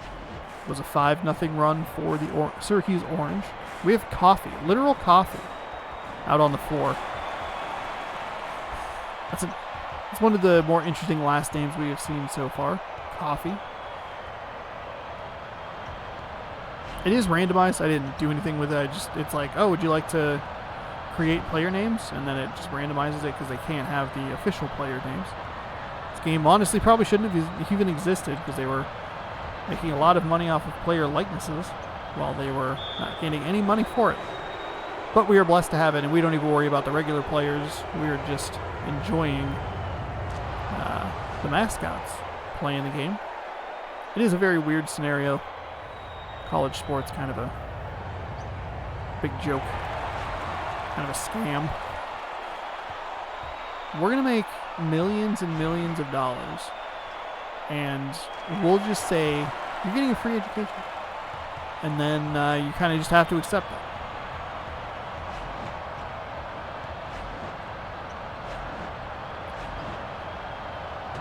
There's a nice block there by Syracuse. Syracuse playing pretty well defensively here.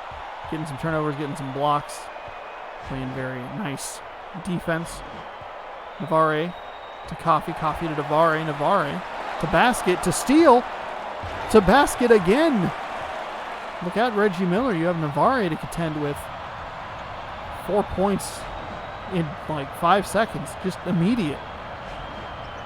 6-point lead for the Syracuse Orange. I'm assuming is a popular pick among the brackets. So it could be a big game.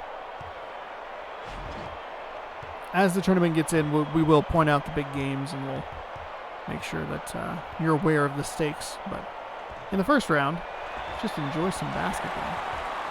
15-9. Oklahoma had that hot start. It's been a 15-5 run since.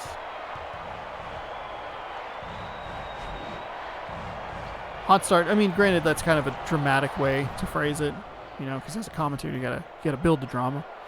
But at the same time, it's also like, yeah, I mean, Oklahoma scored 4 points in a row, and then they've been outscored 15-6 now. or 15-7, excuse me. Nice bounce pass there. That was a great opportunity for Oklahoma, who steals the ball yet again. Navarre for three. Off the iron, a little too strong. Ruiz with a nice putback, but just couldn't get it to drop. A little too much muscle on that ball. Both teams kind of slowing down here a little bit, not making everything quite as consistently as they were. We got a guy wide open to the right. Syracuse, Coffee. He was looking for it. Passes back out to Navarre. Navarre to Phillips. Phillips has that three-point specialty. Drove into two players. Found an open man at the top of the key. Coffee kind of just driving through everybody. Whole lot of movement, whole lot of dunkage. And a nice lead for the Syracuse Orange, who are up 17-11 as we pass the first halfway point. Nothing doing there for the Oklahoma Sooners. They missed some really good shots there right at the rim. They just haven't been able to come up with them and cut into this lead. They've even had some turnovers that they try to get going the other way on a fast break, and they just can't make it. Don't know if it's necessarily bad offense from Oklahoma or if Syracuse is doing a good job getting back. Could be a little bit of both, frankly.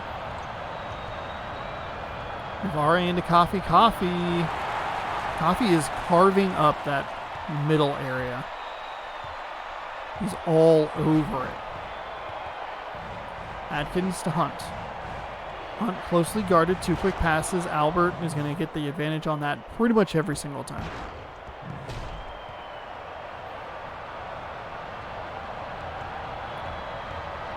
(19-13). Phillips brings the ball up the floor. 6-point game. Maximum lead has been 8 for the Syracuse Orange.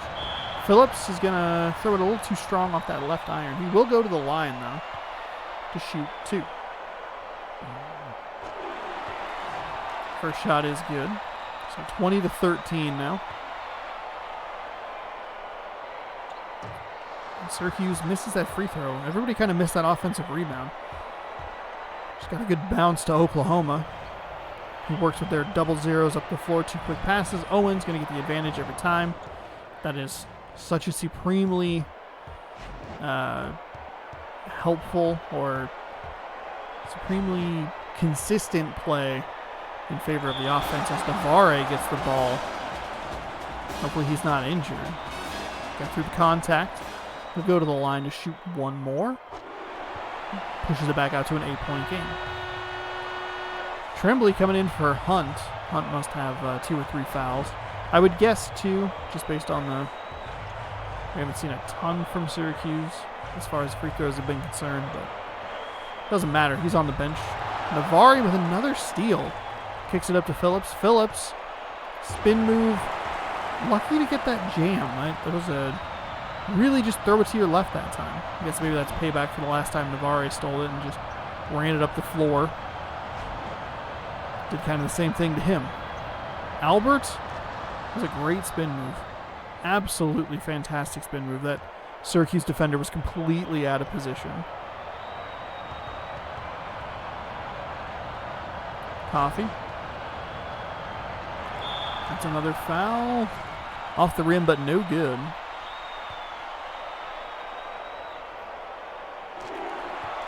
Phillips makes one from the line. Phillips is only shooting about 60% from the free throw line. A couple of makes will definitely help. Leads back up to 10, 27-17. As far as blowouts go, I'm the most okay with this one. I'd love to see Syracuse get further into this tournament. Kicks the ball up forward. Through 2 defenders out of bounds. It's going to stay Oklahoma ball. Good defense by Syracuse. Keep it a 10-point lead. I mean, ideally you hope for the closest game so far is between Minnesota and Tulsa, just so I can feature it later on in the best of. The other games are kind of eh. But there's sometimes, you know, as a commentator, I know I'm supposed to remain neutral. But, oh, wow, what a nice steal there by Tremblay. Tremblay kicks it over to Adkins. That was probably not the correct pass there. Get a guy flank it up his left. Lawrence, the quintessential three-point shooter, misses that one. Ruiz comes away with it. Navarre driving up the middle of the floor. Kicks it to Phillips. Phillips got a wide open guy in the corner. Instead, he'll just take a mid-range right to the free throw line shot. And buries it. 12-point lead. You know, but as a commentator, like I was saying, you want to remain neutral.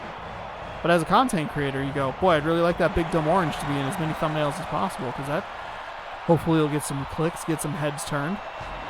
What the heck is this thing? You know? You want elephants, oranges, wildcats, and then just based on where I live, the Bulldogs of Gonzaga. Phillips bringing it up the floor.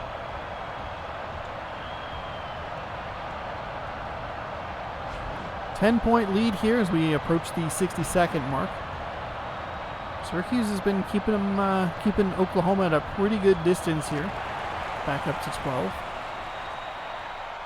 Oklahoma, you'd be surprised if, you know, wow, they got up to a 4-0 lead, and then they've just been crushed ever since. Owens on the inside, excellent block down low. Even better recovery and jam from the old OK Boomer. It's just Boomer Sooner, but it's, you know, also the beam. Remember that joke? Navarre dribbling it inside into double coverage. Kicks it to Pope. Almost lost it. Pope trying to find some room here. Flip up a little hook shot. That one will be good. So 33-21. Best case scenario here for the Oklahoma Sooners. They go in down, 9 with a 3. 10 with a 2. 2 quick passes inside. Albert throws it up. But the best case scenario is hopefully this doesn't allow Syracuse to continue staying hot, cools them down a little bit. Hopefully they can get a little bit of a run going to start the second half. Another dumb pass. I really don't like when they throw it all the way down the floor like that. It so frequently leads to turnovers. Three-pointer at the buzzer for Oklahoma. Cuts it down to 7. So it kind of makes their all the full court pass look even dumber. Because not only did they turn the ball over with way too much time left, but Oklahoma was able to take advantage of that and drop the 3. Pope gets 2 shots at it. Neither of them are good off the back iron. Oklahoma looking for a good start like they had in the first half. And they'll get it to 2. Previous biggest lead's been 12. It was 31 or 31-19, I believe. Oklahoma had a great final minute, having a good opening minute here. 35-28 football score here. In game number 4 of day number 3. It's game number 20 of the tournament. We have 44 to go.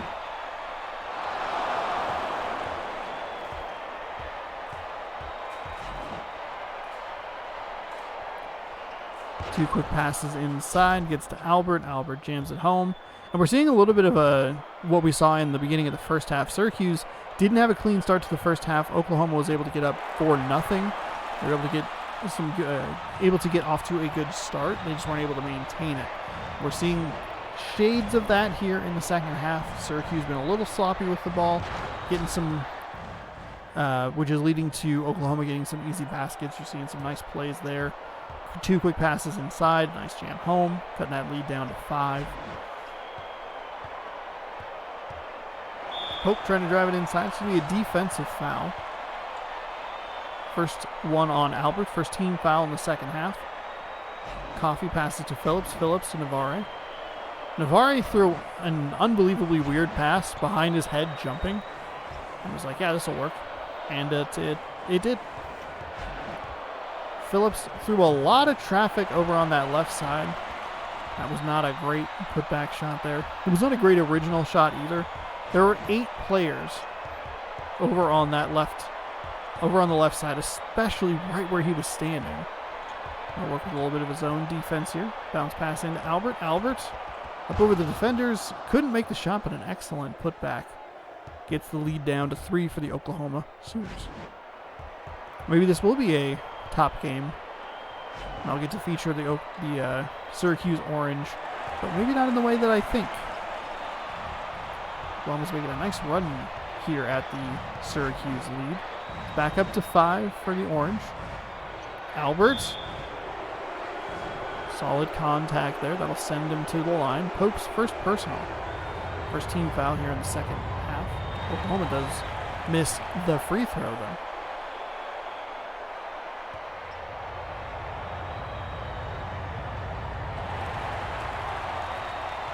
Misses both free throws. My goodness. Phillips waits for everything to set before kicking it in. 2 quick passes. Pope, normally what you see there is you see the dunk. You don't usually see a fall away 2. Phillips takes a fall away 2 and he makes it. But the most effective is a dunk or a layup. Not, oh, let me take a jumper right here. Tremblay into Albert. Albert gets through the contact on that one and gets the 2 points that time. Showing Syracuse how it's done. Hey, this is what you want. Phillips bounce past to Navarre. Navarre kicks it up and in. 43-36, so 7-point lead. A little over 3 minutes gone here in the second half.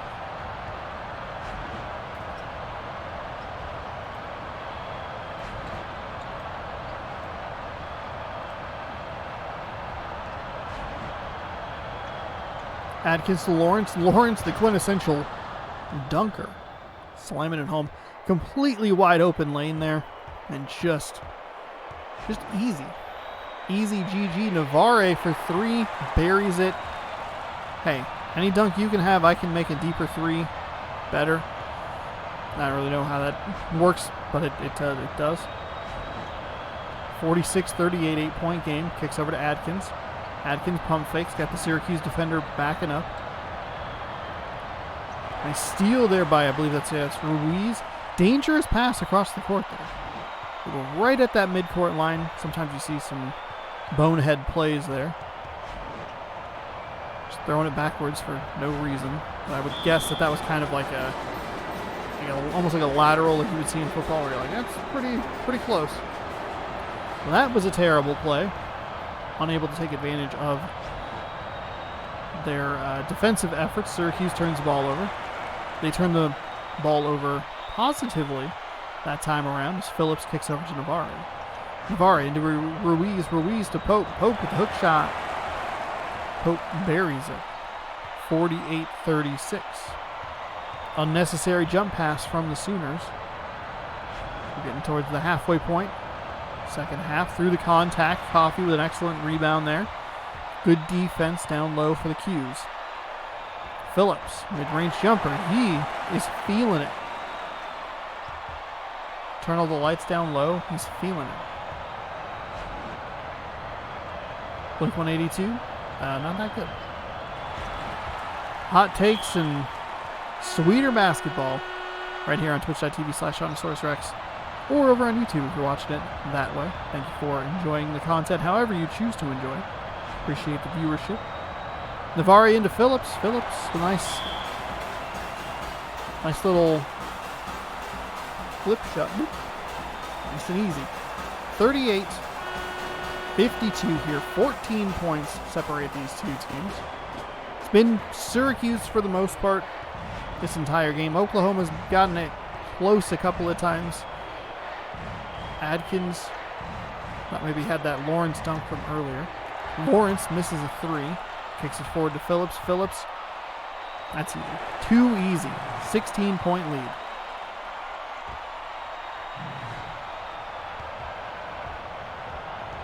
Hard to believe that this game was close at any point. Oklahoma just not able to get over any sort of hump. You can't keep it going. There's a nice dunk there. Especially the end. So the end of the first half into the beginning of the second half was all Oklahoma. They got that 3 right at the buzzer. They were able to get a couple more baskets right at the start of the half. Got some turnovers at the start of the second half. You thought, okay, maybe the momentum's shifting a little bit. Syracuse maybe goes cold. They're able to make it competitive. Syracuse has done a good job at making sure that, like, okay, you're close. You're at 4 points. We're going to take over now. We're going to push this lead. We're going to balloon this lead. We're going to make sure that it's not really ever in question. Nice block there. I believe that was Navarre. It's going to be Ruiz. Coffee driving inside, kicks to Phillips. Phillips from the free throw line splashes it home. We have an 18-point game here with 3:23 remaining in the second half. All Syracuse. The Orange will go on to face the Dayton Flyers. So that's a fantastic second round matchup coming up. And a week from tomorrow. That's a good one. Syracuse and Dayton. In round number 2, Lawrence driving inside. Kicks a little mid-range 2 up. Nothing doing. Albert with a great offensive rebound. Cuts the lead down, to 14. 58-44. Pope.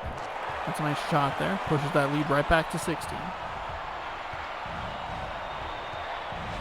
We are comfortable at 16 points. You will not make it any closer than 16 points.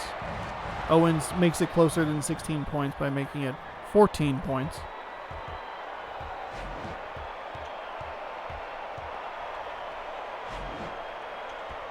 That's a nice kick inside.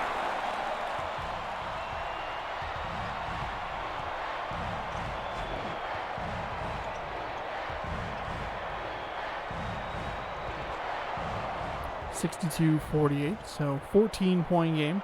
We're just trading 2-pointers here. It's moving from 16 points to 14 points to 16 points to 14 points. Coffee outside bounce pass. Beautiful bounce pass into Phillips. Was the nice, easy finish. Easy.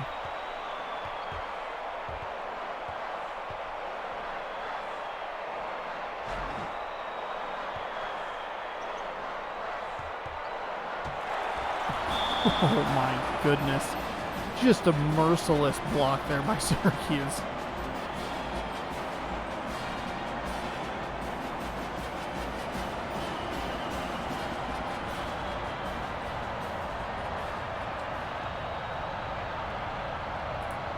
Syracuse all game. This one never...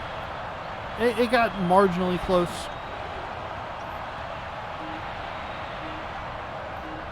Syracuse looking good. Dayton looking pretty good in the last game. Hopefully that will lead to a good game in the round of 32. Hopefully the Minnesota and LSU game also looks good in the round of 32. Four teams that have really had a lot of control over the teams that they were playing. All four of those teams did a really good job at, even when the other team started to kind of make a run at it, they ballooned the lead back out and just kind of kept the game out of reach.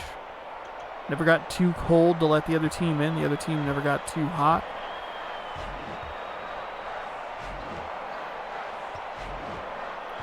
But sometimes this is just what you get in the old Mascot Madness, even March Madness. You just get like, okay, the number 1 seed is cruising to a victory. Flip on over to something else.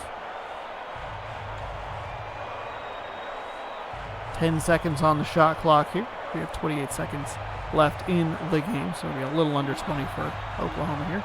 Not really much of a reason for Syracuse to take a shot. They'll bury it. 66-50 is our score here.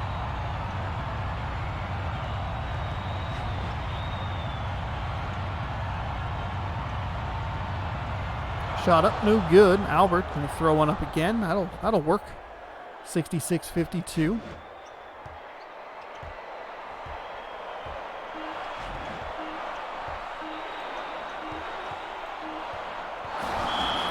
Out of bounds, Syracuse ball, so it'll stay. We'll stay with this game for just another 0.3 seconds. That'll end it for us. Syracuse with a big old win, 14 points. 66-52. That's the incorrect score. Don't you dare. Syracuse taking the big old victory over Oklahoma. Sure, 52-66. Syracuse. Score has been submitted. We are halfway done with this particular video, which still means that even at the end of this video, we will be 3/8 done with the tournament. So, with that, we will exit this game. We'll get you set for the next one, which is a Battle of the Bears. Bears and Bruins. UCLA is heading to Baylor. UCLA, the team that ended the Gonzaga Bulldogs' hopes and dreams. You'll remember those famous images of Adam Morrison crying on the court. UCLA, wow, convenient. Thank you very much for doing that. And then we'll just bounce right over here to Baylor. That's your next matchup. We are halfway done, so I'm going to take a quick break. But before we do, get you caught up on the standings here in the tournament. Still close. Top and bottom only separated by 4 points. We have Matt's predictions up with 13. Beeb right behind at 12. It's a guessing game, 11. Me, 11. Fart King, 10. And Go Cougars is in last with 9. So still pretty close. A lot of people have a good chunk of points remaining. And with the exception of the Washington State Cougars, all the champion picks are still in. I did not realize Syracuse was a champion pick. I don't believe Georgetown has played yet. Georgetown has not played yet. So there you go. I will be right back with more in just a brief moment. If you're on YouTube, it's going to be a really quick clip. If you're on Twitch, stick around for just a few minutes. I'm going to hop up and take a quick little walk around, and we'll be right back.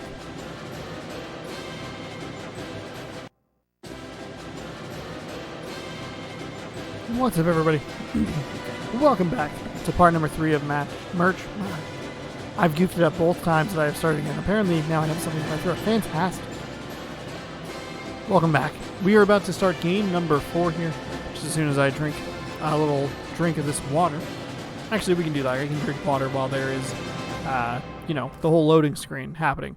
We have a battle of the Bears. We're going to Waco, Texas, as UCLA is taking on Baylor here. Game number 5 of 8 today. We have we have more action for you today. Probably two or so more hours. So buckle on in. We have the Memphis Tigers, Wisconsin coming up. We have Weber State. Some good teams battling it out here in the second half of this part. Tip is won by the Bears. Funnily enough, it would have worked either way.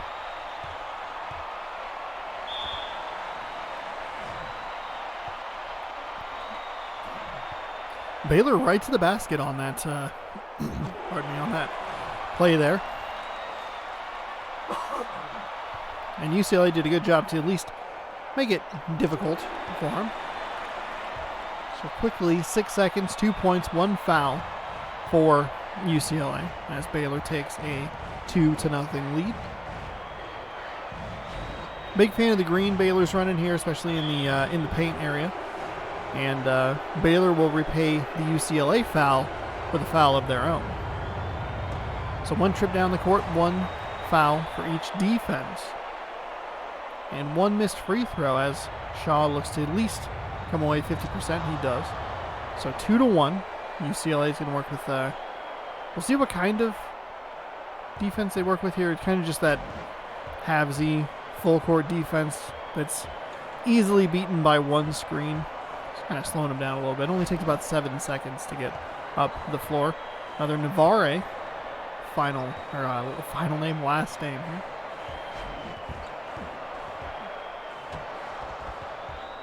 That was a nice block by UCLA. Fast break.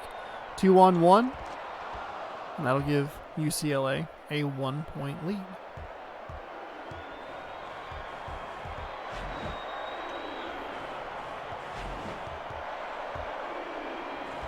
There's a nice play by Baylor inside to make it 4-3.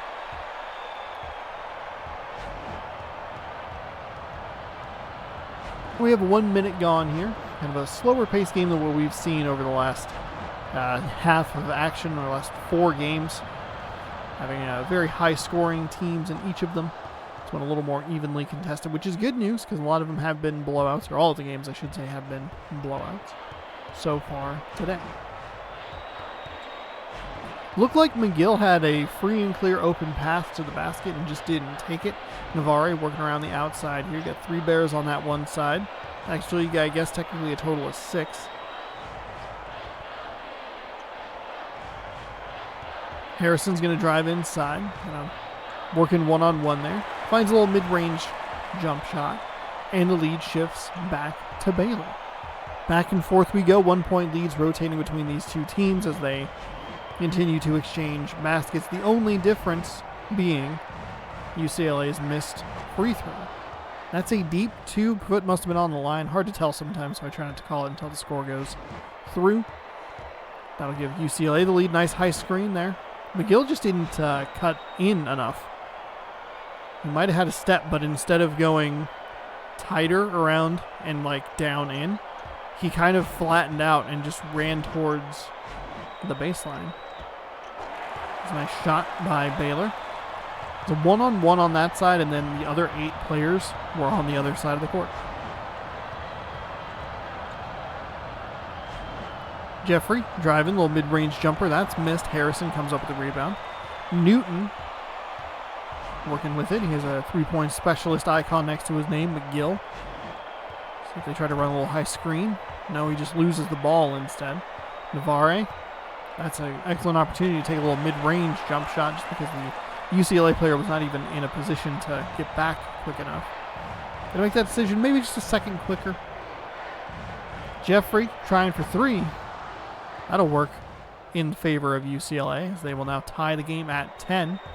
3 minutes, 11 seconds gone here in the first half. Good one so far. Navarre looking again for that little sweet spot just inside the three-point line. Got a nice screen from his teammate. Buried the 2, and Baylor regains the lead. McCray to Jeffrey.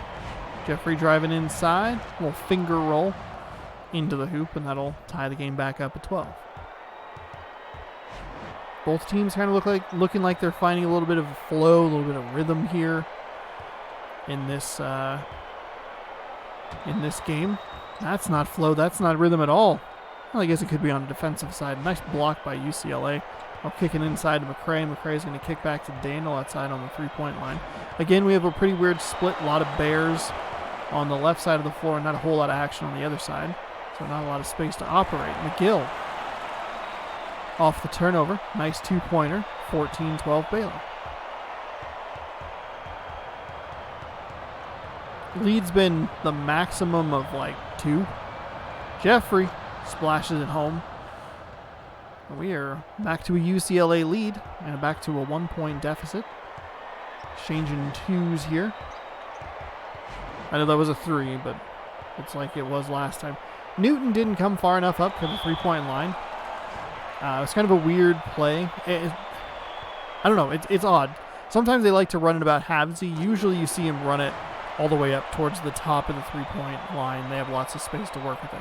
Sometimes they run it into the middle, kind of where that top defender rebounder is.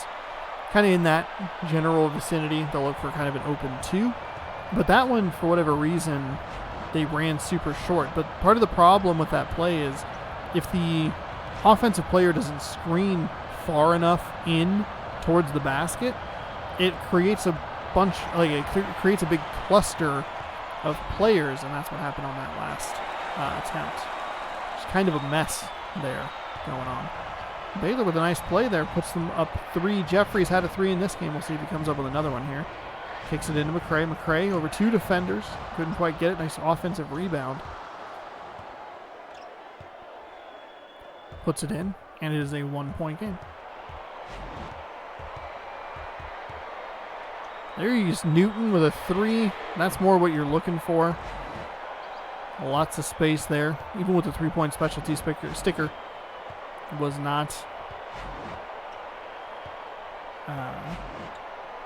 able to get that shot. So 18-17 UCLA looking to go back to back. They will. 2 points. 2 points is 4 points.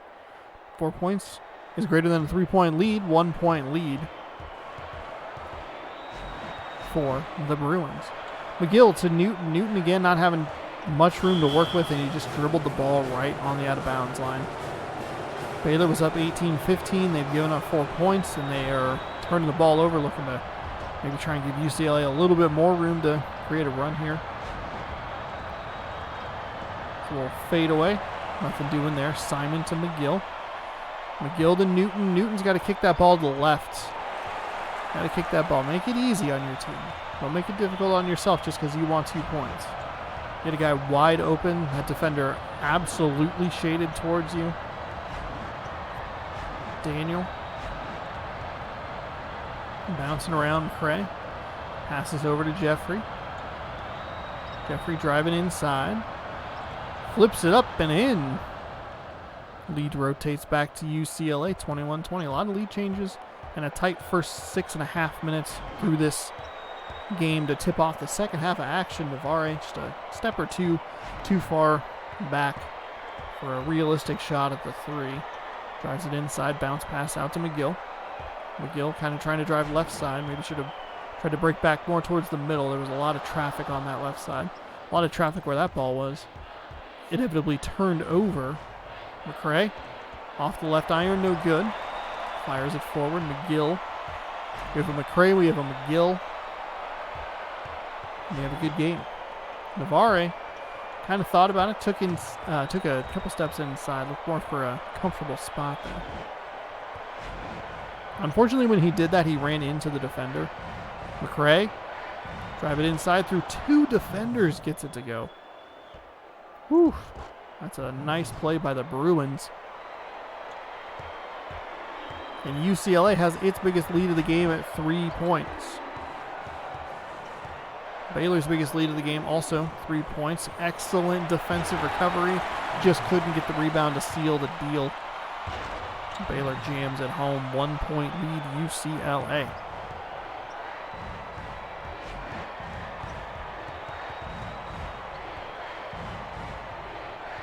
Working it around the outside. Jeffrey trying the 3. Off the iron, no good. Like that shot. Jeffrey's been pulling them on those 3s, pulling that opportunity on those 3s. 24-23. Stripped ball out of bounds.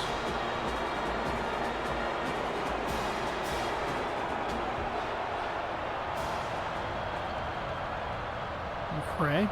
Bounce pass into, I believe that's Kinsey, something like that. Not 100% sure. Got the ball so quickly, immediately fired it, and it just took the name away. Navarre working it around. That's an excellent play there. Through 2 defenders. Big ol' swat was missed there. UCLA retakes possession of the ball.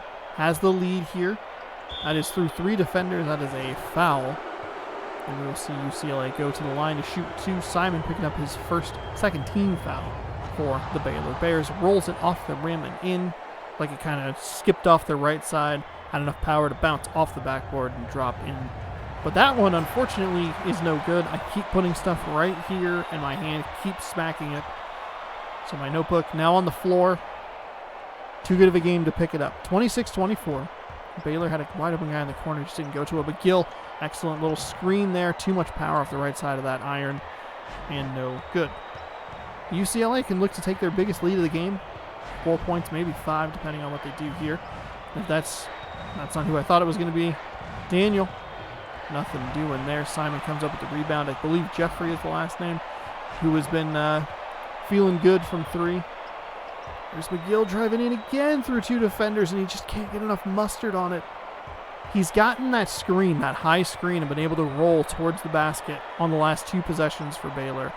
A little too much power the first time, not enough power the second time off the back iron, no good. Rebound by Shaw is up and in. So UCLA extends its lead out to 4. With an opportunity to push it to 5.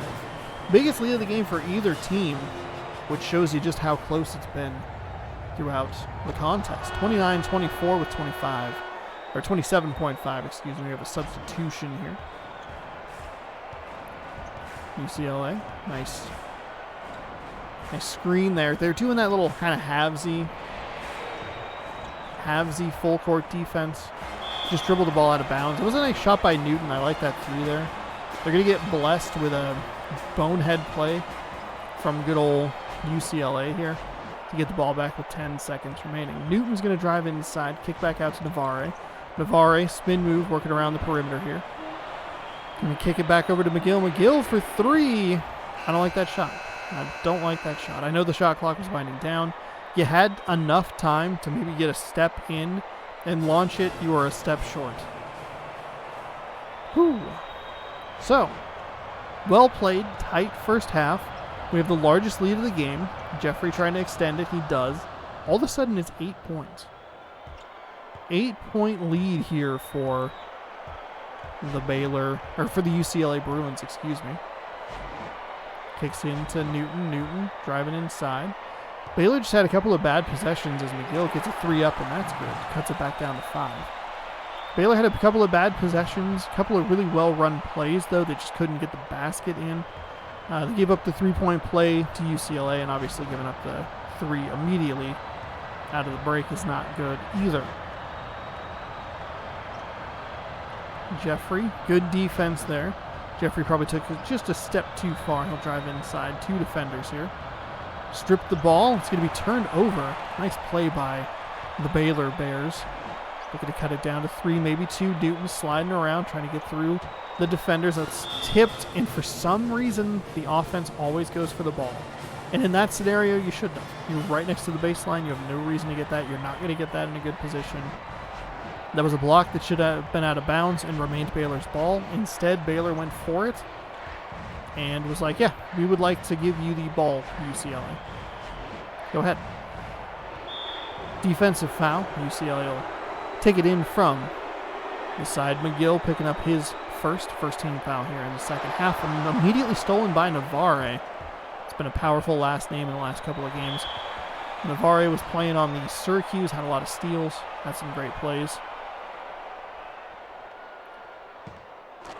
Nice rattle around the rim. That'll drop. Cuts the lead to 4. They can slice it down to 3. Newton. Shot is up. No good. That looked bad from the start. It just drifted to the right. Daniel. 1-on-2 there. He'll kind of back out. Jeffrey straight away 3. Went a little to the left. Couldn't get it. So, Baylor now down 4. That's a 3 for Baylor. Gets it off the rim to drop. And in 32-31.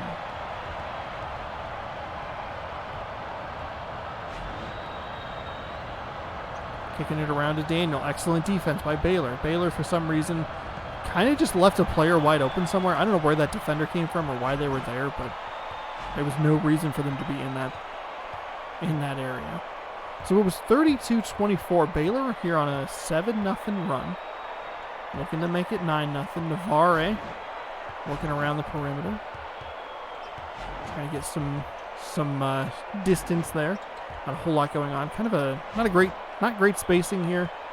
UCLA almost comes up with the ball. Newton's going to drive it. That's a 3 for them. That is good. I believe this is a 10-0 run for the Baylor Bears. 34-32, they come storming back. We have a fantastic game here. That's a 10-point game, and Baylor missed a free throw. Screen up top, trying to free him into the lane. That's a beautiful shot from UCLA. Nice play. Good find there. Knocks the game up at 34. This game has had great offense and good defense. It's a rarity. It's something you don't see a lot. Usually it's like, oh, this offense looks really bad or this defense is not great. This has been good offense, complementing good defense. Feels good. Definitely one of the better games we've seen so far this tournament. At least through the first 13 total minutes of game time. McCray has it. Kicks it over to Daniel. Daniel bounce pass into Kinsey. Kinsey into a double team. Jeffrey. That's good recovery there. Didn't stick with them for whatever reason. Turned around. Someone said, "Hey, free hot dog," and he went, "Whoa, I would like a free hot dog." I should have said honey, because that would have been more of a bear thing. Free honey.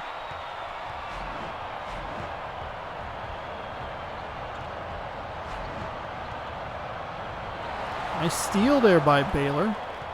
Not really giving UCLA an opportunity to get that lead back. Kicked over to Willis. Willis floats to Navarre. Navarre off the side of the backboard gets his own rejection. Puts it back in for two, 36-34. 4 minutes gone here, second half.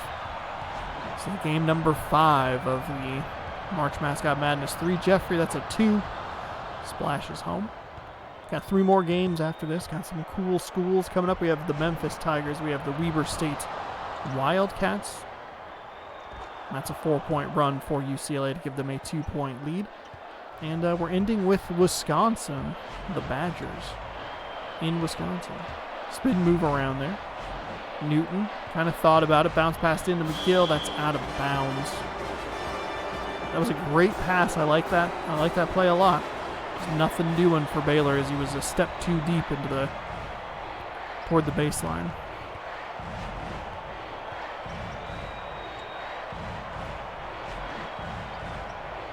Jeffrey, that was... I'm not 100% sure what happened there. It's going to be Baylor ball. I thought it actually bounced off of a Baylor player, but that was just kind of a weird bounce. Odd. McGill kicks to Newton. Newton 3, that's a deep 3. Splashes it home. Gives Baylor back the lead. 1 point, 39-38. Hopefully we're in here for a fantastic finish. This has been a great game. The most... largest lead, I should say, has been 8. That point there, that lead did not last long. It was 34-26, and Baylor was able to 34-26 in favor of UCLA. Baylor was able to erase that very quickly. Working with somebody, nice turnover for UCLA. It's good defensive presence. Couldn't quite get the positioning there. Looked like he just took a weird step at the end. 42-39.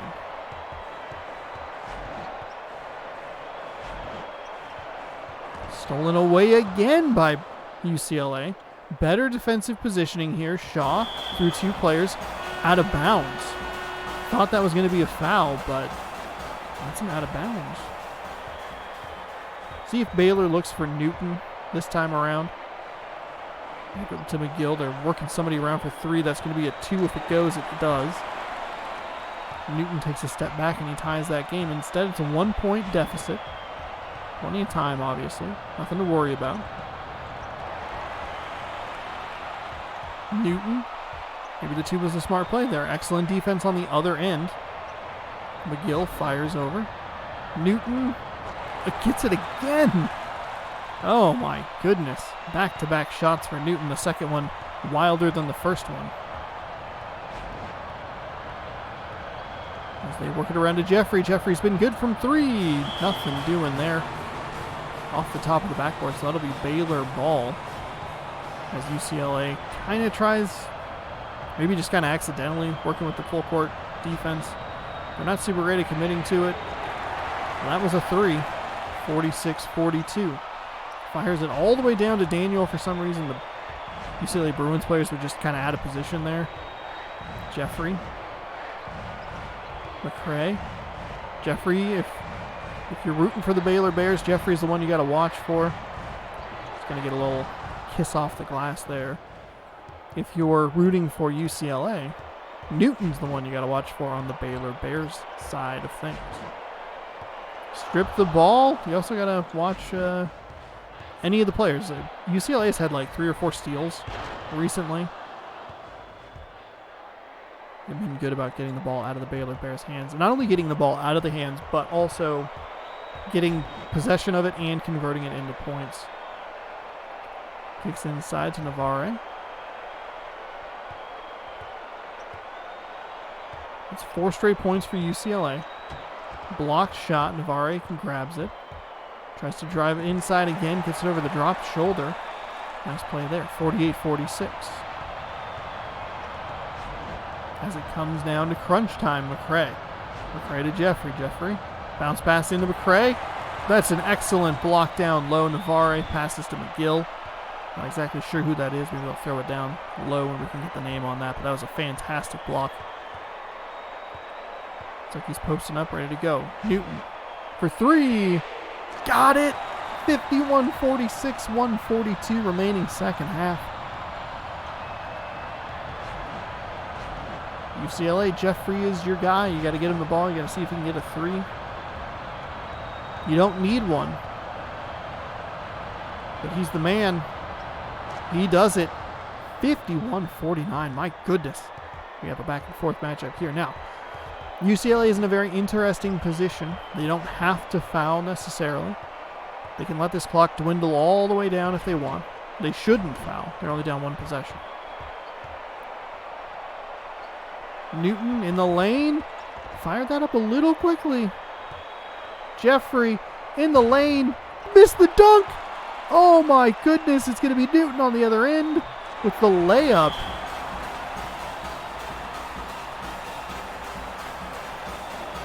Jeffrey has been so good for the Bruins. So good for the Bruins. And he just missed the dunk. 2 quick passes inside. Another excellent block. Out of bounds. It'll stay UCLA ball. Kind of bails him out a little bit. I don't know if I really like the 2-point shot there. If I'm UCLA, I'm looking for Jeffrey. I want him to hit a 3. He's my guy. McCray to Daniel. 2 quick passes inside. Shaw's going to get contact and a foul. Looks like that graphical glitch is also affecting more teams than I thought. I noticed it specifically with the Oregon Duck, but for whatever reason, it just does it like it warbles them in a weird way. 1 for 2 on the free throws for UCLA. The Bruins have to foul now, though they're okay to let him kind of get to midcourt. That is a brutal. You gotta block. What are you doing? What are you doing? There you go. I don't know why it took so long for you to foul, but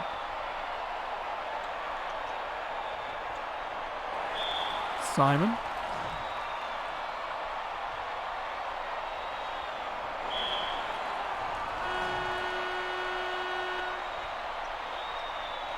Jeffrey comes out of the game. Fires it all the way over to Harrison. It is 6 fouls, so here we go, one last opportunity. Harrison's going to get the ball. Harrison's had some big blocks down the stretch here. I don't know how good of a free throw shooter he is. 1 for 1.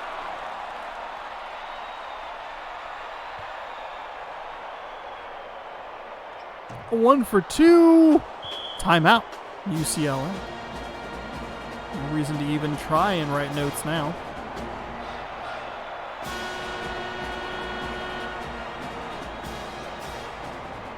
Crawford to McCray. You gotta go. McCray for 3 is short.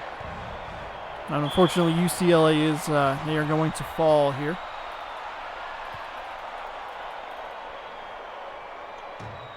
Oh, there was still an opportunity. We've seen this consistently today. I don't know exactly what the problem is, but teams have been missing free throws more frequently in this specific portion of Mascot Madness. We saw it back in the LSU Georgia game. Georgia missed 2 free throws in a row on a 1-and-1. They missed the first free throw, and LSU was unable to get the rebound. UCLA needed that rebound. It is 56-50. The pass deep down the floor, out of bounds, Baylor ball. They'll kind of throw it away just like Michigan State did earlier in this tournament. They'll let it go. This was a good one. This was a good one. 56-50. Baylor is going to take it. Find my note-taking area. Round 1, part 3. Tight game.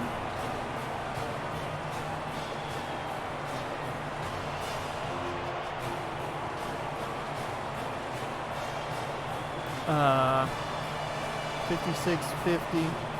Submit score. Baylor is on to the next round. They will take on the winner of the next one, which is Memphis or Utah State, and we will find out who the winner of that game is in just a moment. That was a good one. That was a very good game. I'm trying to figure out what to notate here. It's a good game. Baylor kind of took over there at the end. UCLA, maybe more UCLA just kind of ran out of gas. They weren't running smart plays. So we'll go over here. We will go to M-E-M-P-H-I-S, Memphis. We're going to Utah to take on the Utah State Aggies.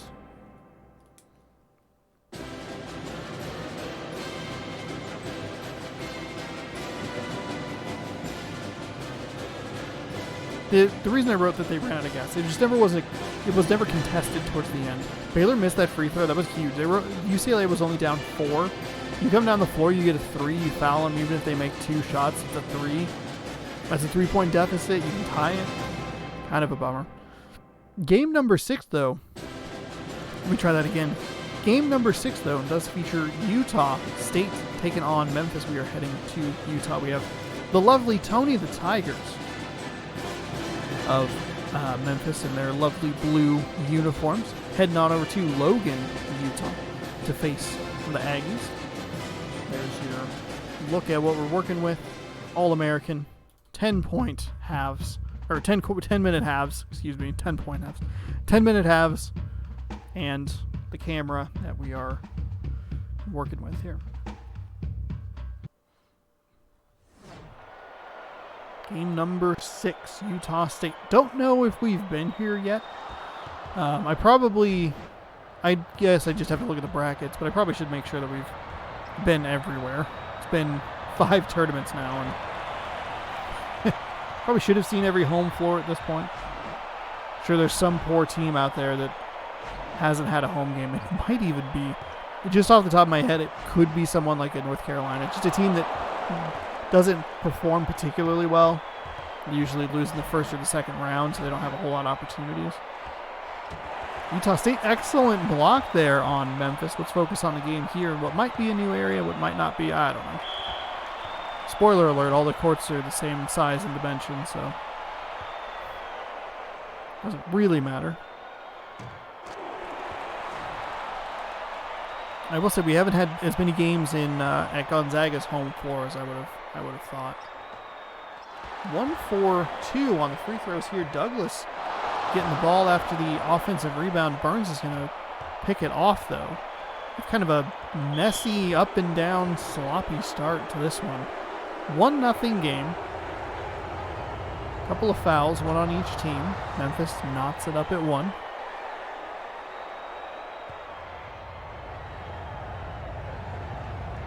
And he can't convert on the second free throw. So we have a 1-1 game. Both teams 50% from the free throw line. Can't get the fancy shot to drop. And we have Memphis back on the offensive side trying to dice through 3 players. Nothing working there, so we'll kick back out to Robinson. Robinson works one-on-one, finds a little room in the middle there. Thought it looked like he was kind of thinking about trying to drive all the way into the paint. There were 2 defenders just ready to roll. There's an Aggie on the ground. Myers has the ball. And Memphis has the lead. Myers working with it. We have another 3-point specialist here. Just in case you forgot where they're playing, they have Utah State written on the court 3 different times. Got away with the steal, but just could not corral it in bounds.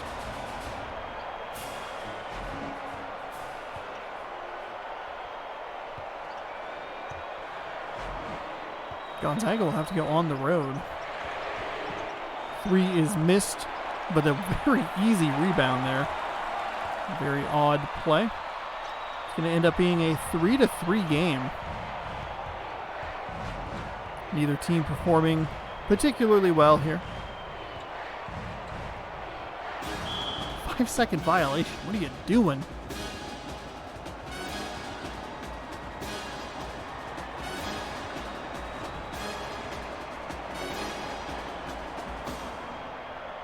Myers working with the ball here. 3-3 game. We have 2 minutes gone. So a little bit of a slower paced kind of a slop fest here. I would argue that this is more just bad offense rather than good defense. There's been some good defensive plays, but neither offense has been particularly efficient or good. They have also missed probably more free throws than they made. That guy's cheering after he missed a free throw. Interesting. Robinson working with a little high screen action there, trying to drive into the lane. Runs into 2 defenders and still gets the shot to drop. Myers working around the right side. Dances back left. Tries to dance back right. Douglas, one-on-one. Cheech driving inside. He's got 2 players on him. That's an excellent defensive recovery there. Great block from Memphis. That's good defense. Just got absolutely obliterated out of bounds. And it looked like, because they brought the double team, which meant that the player kind of had a free and clear path to try and slip behind that. But an excellent rotation from the other defender to make sure that that didn't happen. Almost a 5-second violation on Myers here. He'll back up, reset things. 5 seconds on the shot clock. He'll drive inside. Douglas off a bunch of the rim. Can't get it. Fires it forward to Buckles. Kicks it left to Burns. Burns going to draw the foul. Can't get the basket to drop, so he'll go to the line to shoot 2. Nathan Lewis picking up his first foul, second team foul. Yet another missed free throw for these teams. This game has given us more missed free throws than I think any of the other games have. And super consistently as well. A lot of missed free throws pretty frequently.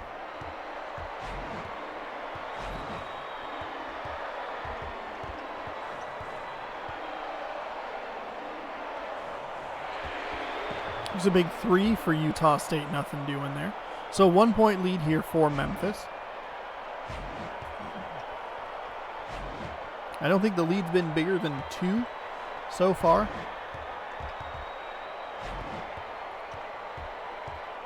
Trying to kick it around here. Perkins driving inside, kicks back out. Burns, you got to take that 3. Bounce pass inside to Perkins. Perkins throws over to Buckles. Buckles, little mid-range 2, nothing doing there. Defensive rebound, Utah State. They'll bring it up the floor with Myers. Myers kind of working it around. Lewis, he's going to get that 2 to drop. He'll get one more shot at it from the line. Though with the way they've been shooting, maybe not the best situation for them to be in.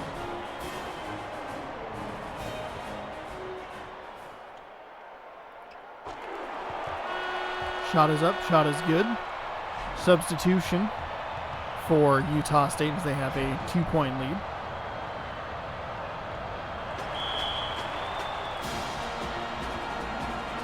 I couldn't even get the words out of my mouth. I saw it happening and I couldn't start the sentence. Bad turnover there for Memphis. Nice little play there by Utah State, flipping it up over the old shoulder there. Drops home. Robinson's going to move the ball forward.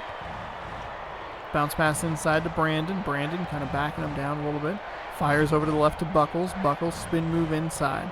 He's in the paint. He's in that kind of trouble spot. The trouble spot is usually that it's a glitch, not that he got double teamed and lost the ball. Memphis kind of falling apart here.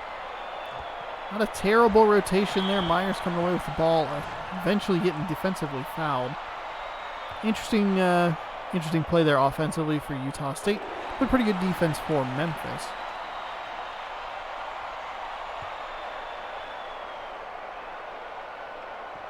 Off the left side, Pitts gets the rebound, so should have fired it forward there. Robinson looked like he had an opening there a little bit. Buckles working around the left side. He'll pull a 3. 3 off the left iron, no good. Utah State comes away with the rebound. With a very slow burn first half going. 11-6 through the first 5 minutes. 2 quick passes inside. That's going to be an advantage to the offense almost every single time. And it is 13-6, largest lead of the game. The lead is bigger than the number of points that Memphis even has. Burns runs back out. Getting close to a 5-second violation. Back to Burns. Burns for 3. Gets it. Cuts the lead down to 4. From 6 to 9. Makes it a 13-9 game. See what Utah State does again. 2 quick passes inside. Not the easy make, but drawing the foul works just as well. Second personal on Brandon. 15 foul. First shot up and good.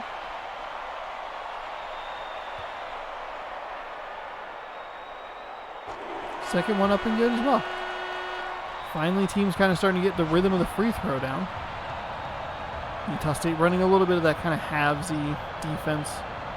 Fires inside, Burns doesn't get to the ball, or doesn't get to the basket, excuse me.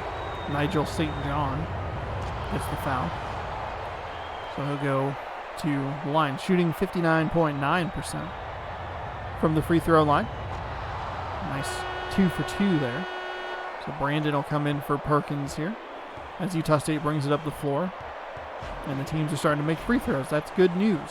You want teams making free throws. You don't want them missing a bunch of garbage. And again, 2 quick passes inside, jam home. Memphis go quickly here. You got a 5-on-4 because that player was celebrating. He'll get back into position. Kicks it over to Burns. Burns back to Robinson. Robinson for 3. Off the right iron. No good. Tip in, though. Nice recovery there by Memphis. Kind of a gutsy 3 there. A couple steps beyond the line. Floats it inside. Defensive foul. Not 100% sure what happened there. 16 fouls by Memphis. Next one will put him on the line regardless for a 1-and-1. So keep that in mind for the Memphis Tigers. Down only 4 here. Nice steal for them on that previous play. Another 3 for Robinson. Splashes that one home and cuts it down to 1.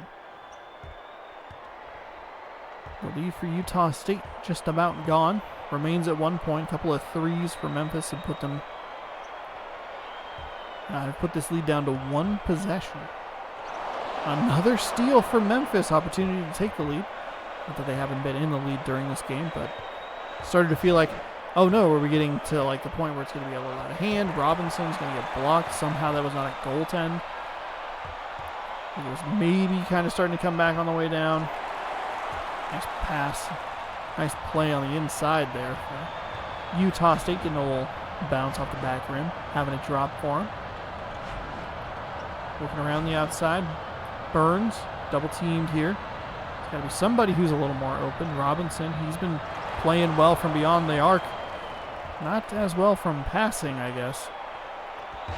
Utah State 4 points in a row, excuse me, to push it to a 6-point lead, 5-point lead. Boy, my math is all over the place today. Buckles kicks into Burns. Burns is going to get fouled. Memphis has been doing a good job at making their free throws, going 2 for 2. Just kind of trading buckets, keeping within striking distance. 4-point game here. That was a nice play there. So the lead is 3. 21-18. We'll see if Memphis kind of goes for the 3 to just tie it. They got that guy straight away a couple of times. Just nice play. Robinson picking up another turnover for the Memphis Tigers. Those little float passes are working against the Utah State Aggies. They've been so good at the 2 quick passes inside. If you pick off the first one, though, you nullify the second, obviously, because you have the ball. That's good defensive play there. What isn't a good defensive play was that possession there. They turned the ball over immediately, which is unfortunate because they were probably looking for the tie. Buckles. He'll take the 3. He's feeling it from deep, and that'll make it a 2-point game. 1:33 remaining, first half. Teams feel like they're getting on a little bit more of a roll here, especially Memphis. I believe it was something 13-6 or something like that, 4-ish minutes ago, 4 game minutes ago. Both teams playing with a little more energy, playing with a little more rhythm, making some baskets, which is always good news. Cheech from the line, 0 for 1, 0 for 2, still gets the rebound, and gets the 2 points anyway, because for some reason offensive rebounding is not great on free throws, or defensive rebounding is not great on free throws. My goodness. Bounce pass over to Buckles. Buckles backs it out. Throws it immediately to Lewis, and Lewis wasn't really in a steal position. He just kind of was there. I don't know why that has been such a trouble spot, but for whatever reason, that when they're in the corner and they try to kick it back towards the top, the defender is just in perfect position to get the steal. So here we go. 5-point game, 1 minute left here.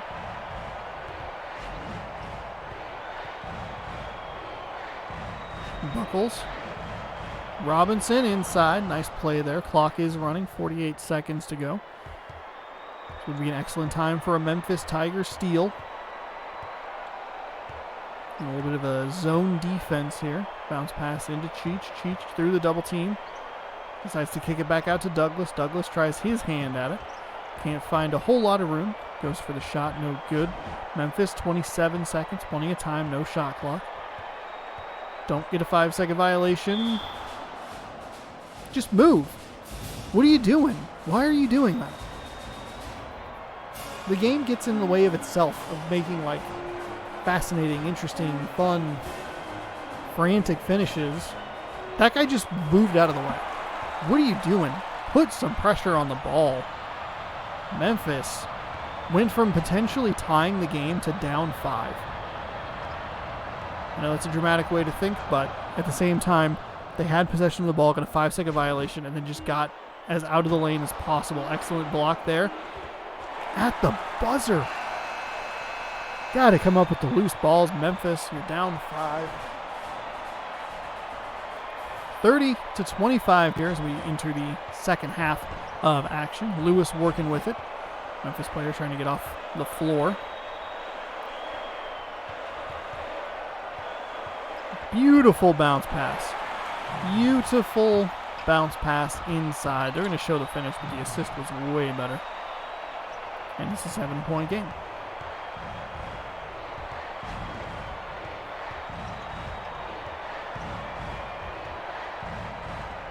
Robinson, that's a deep 3, no go.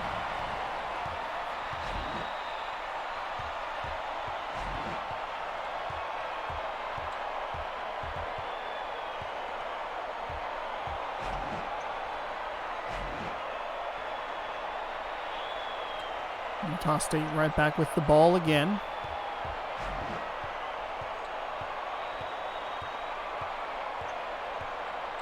Eight seconds on the shot clock here, 9:04. Somehow that is not qualifying as like a 5-second violation countdown.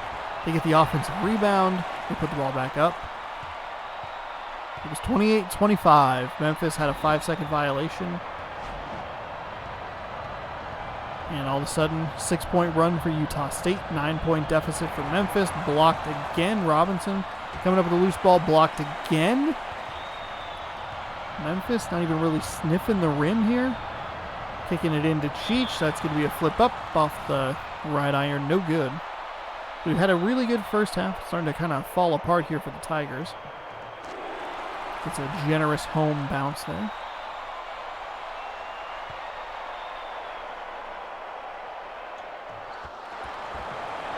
It's a generous home rebound. What are you doing, Memphis?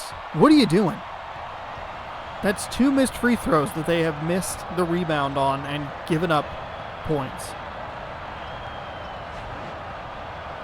12-point game here for the Tigers.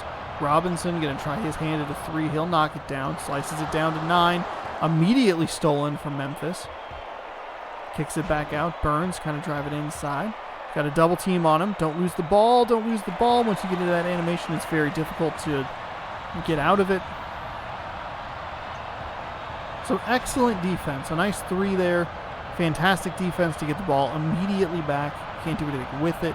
Cheech fires over to Haley. Haley kicks back to Douglas. Trying to drive inside. Working it around. Not a whole lot going there. Douglas finds a little room here through the Memphis defenders. And the Memphis defensive rebounding is atrocious right now. Absolutely. Atrocious isn't even a word because that implies that it exists in some form or fashion. It doesn't exist. There is no defensive rebounding for the Memphis Tigers. We're now down 12 again. And Utah State is going to just kind of step on it and say, hey, we're gonna put it down. We're gonna win this game. It's out of bounds. He switched to the left hand and threw it off the back of the backboard. My goodness. What an absolutely horrendous 3 minutes here for the Memphis Tigers. They've been outscored 12-3. Myers looking to make it 15-3. Buckles, Perkins, there's a goaltend. That's not how you want to get points on the board, but I guess at some point you kind of just have to take whatever you can get. Tigers now down 10 with 6:51 remaining in the second half. Plenty of time here. Memphis they have to clean stuff up. They have to be able to get defensive rebounds. They got to stop giving up all of these points in the paint. My goodness.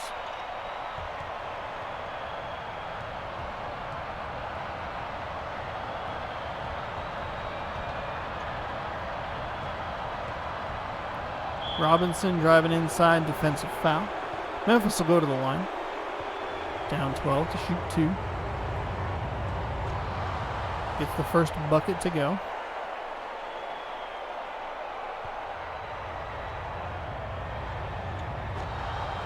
There's a nice shot there. 42-32. 6:30 remaining in the second half. See what happens down the stretch here, but it has been all Utah State since about a minute left in the first half. It was 28-25. Memphis had the ball. They turned the ball over on a 5-second violation. That was the changing moment. As Memphis has 2 opportunities there, they get an offensive rebound and can't put it back. It's moving too quickly down there.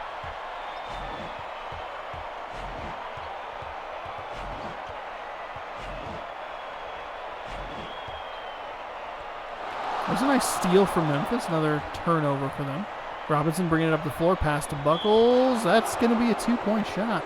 We'll be going for the and 1 here. Myers picking up his second free throw. There you go, Memphis. 4-point possession there, cutting it down to 6. 42-36. Couple of steals the last couple times down the floor for the Memphis Tigers.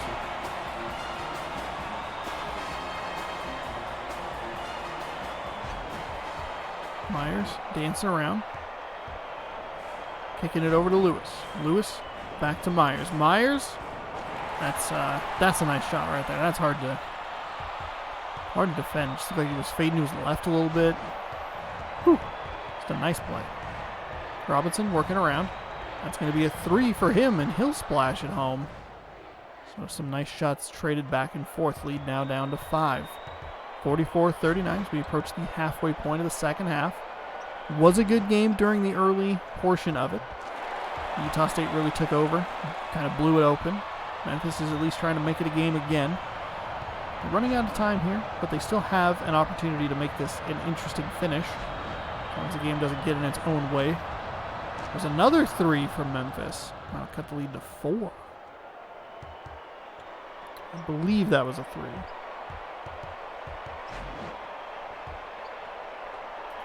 It was jammed home because I was too busy looking at the screen to try and figure out my math. Utah State pushes it back up to 6. 48-42. That's a nice fire inside. Burns with a great finish. We're down to a 4-point game.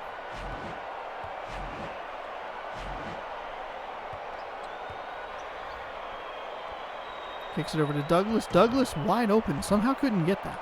That was a good look. Good spot. Good little mid-range. That's a foul defensively for the Utah State Aggies. Third personal, third team foul for that player. Devin Buckets going to need to make that free throw percentage go up just a little bit. He'll do that by making both of them from the line. So, St. John is going to come in for, I believe it was Haley, for Utah State as he picked up his third personal foul. That drops. Friendly home roll. And Memphis, they just can't really seem to build on their own positive momentum.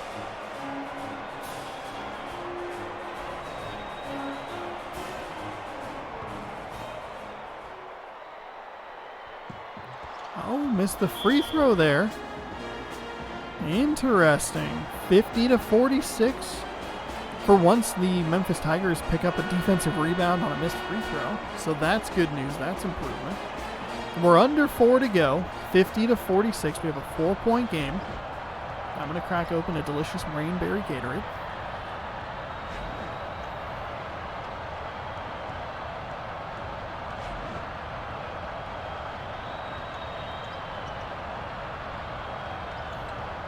Almost called for another 5-second violation.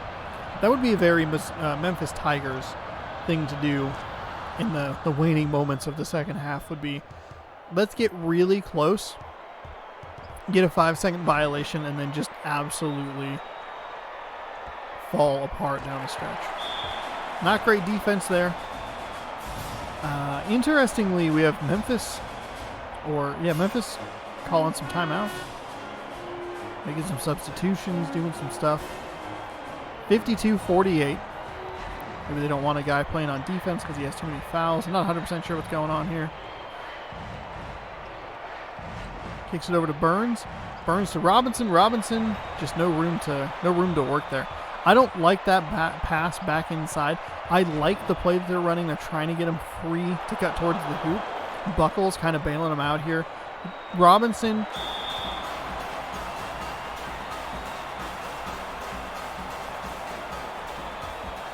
It's just the bonehead showcase. I don't know why the computer does not pass the ball more to the left-hand or right-hand side, the open side on those fast breaks. That was an easy two. Easy two if he just bounces it to the left. Instead, he throws it off the back of the backboard. And again, they were four points. They were 3 points at the end of the first half, and they're 4 points behind towards the end of the second half. And they just make bonehead plays.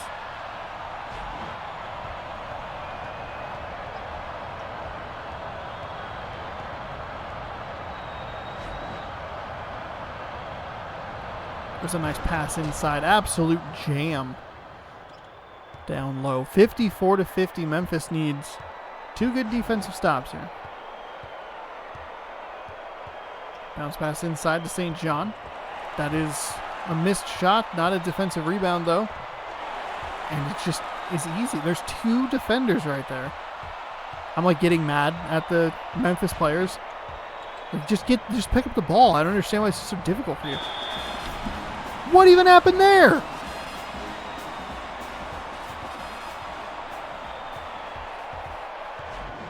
Just went off his fingers. Memphis falling apart. But they're getting enough steals. I can't believe that was not a backcourt violation. Cannot believe that was not a backcourt violation. I don't know why he threw it behind them. What are you doing? You are free and clear. Yeah, let's skip past it behind us right near the midcourt line. Maybe it'll be a turnover. Maybe we'll just make the shot way harder than we need to.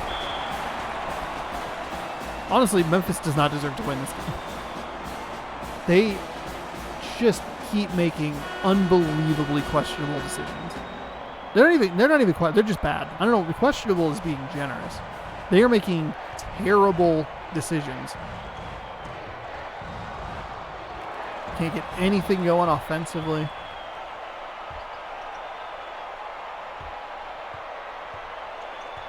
They're down 8 here with a minute to go. They keep getting bailed out too by their defense. Their defense has actually been pretty good. They keep getting steals. They're tipping balls and doing stuff. Their defensive rebounding has been atrocious. And they have not been good on the offensive end to turn those turnovers into points. So we'll see Utah State go to the line here with 57.8.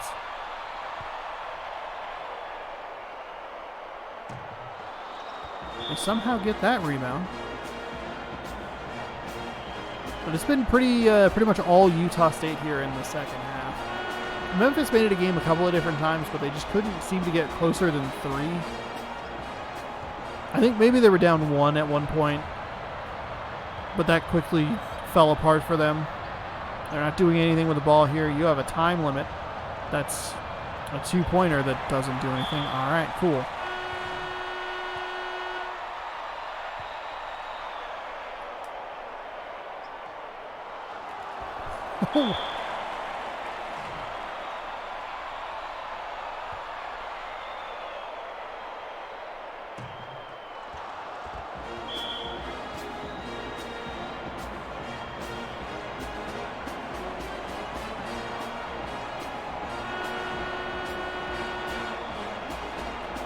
Utah State took over the second half there.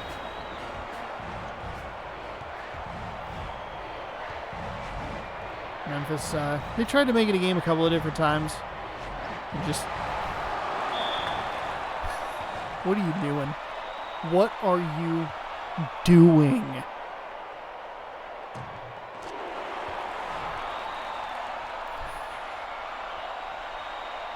Let's just throw it into traffic. That sounds like a brilliant plan.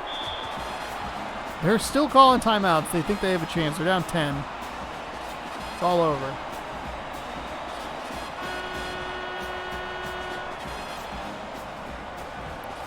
One of the more annoying finishes we watched. I really do think that 5-second violation towards the end of the first half, it totally changed the game. Memphis just fell apart.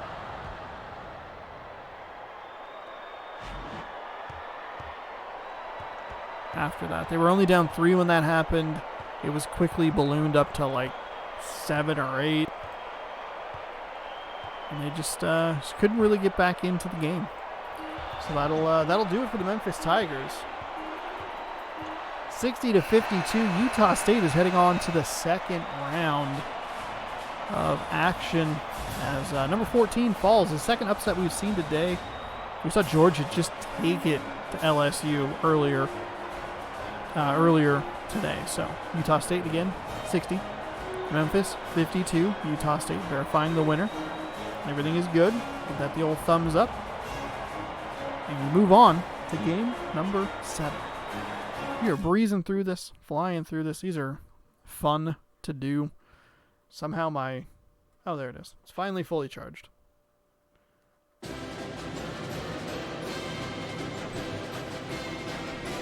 can go over there. Sure. Yep. Great.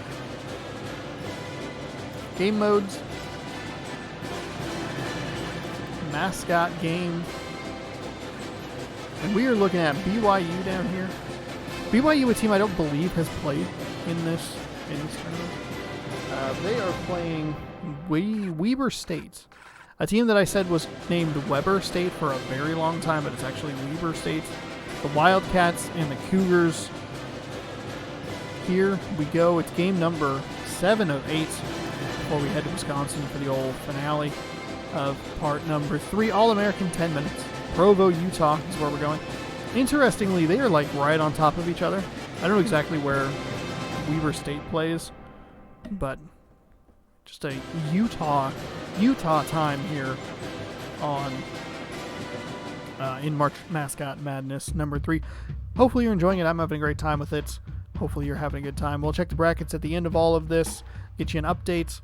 We'll get you set for tomorrow's action, which will be the final portion of the first round, which will mean that we are halfway done with this tournament. So we have Wildcats and Cougars tipping off here. Cougars win that tip, and we are off. And then coming up here in a little bit, probably about an hour, 15 minutes or so, we have a mystery game from Limited Run Games that we will be opening and looking at and playing for a little bit. I don't know how long we're going to play it. It'll depend on the game, but we'll see. We'll see what's in that package. So that's coming up a little bit later. If you're watching this on YouTube, it's already up. It went up yesterday morning. We have a 2-2 game here as the Wildcats steal the ball. Working it up the floor. We have numbered jerseys versus... Well, maybe they have numbers. Oh, they do. They're on the front. Never mind. They just forgot to iron them on the backside. No big deal. Franklin kicking over to Cotton. Cotton inside the Win. Win loses the ball. It's going to go to Euclid. Euclid to Hairston. Hairston back to Euclid. Hairston blocked. Rodriguez inside. Blocked again. Excellent defense there by Utah State. Or BYU. I don't know. I guess I'm just used to saying excellent defense by Utah State, though I don't think I said that much. Is that Murphy getting fouled on the shot there? Somehow in all of that, the Weber State Wildcats got 2 points, I guess. First free throw is missed again, having huge problems with the free throws today. Just not making any of them. Murphy splitting it, 1 and 1. 5-4.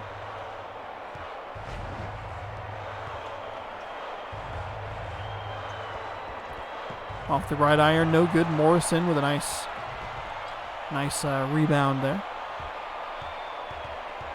Leung? I'm not 100% sure.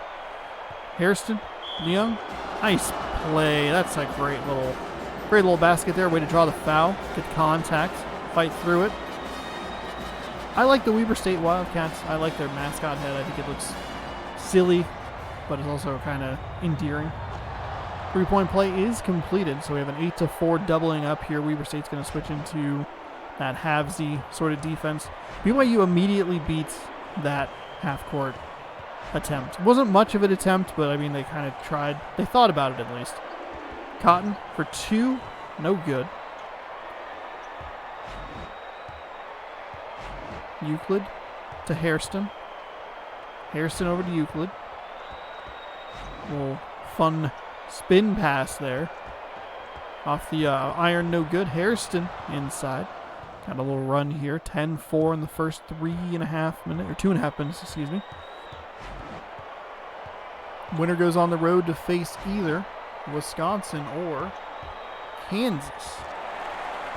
Kind of a blue blood matchup there. I don't know how relevant Wisconsin is at basketball, but schools that are both known for a sport and consistently good in those sports.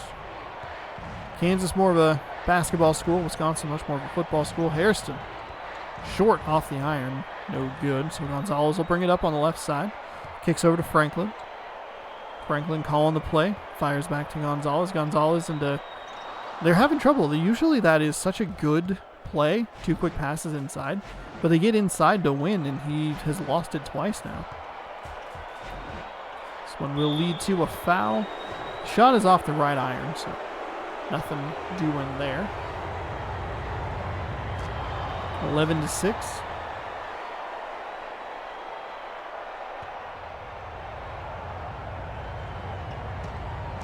(12-6).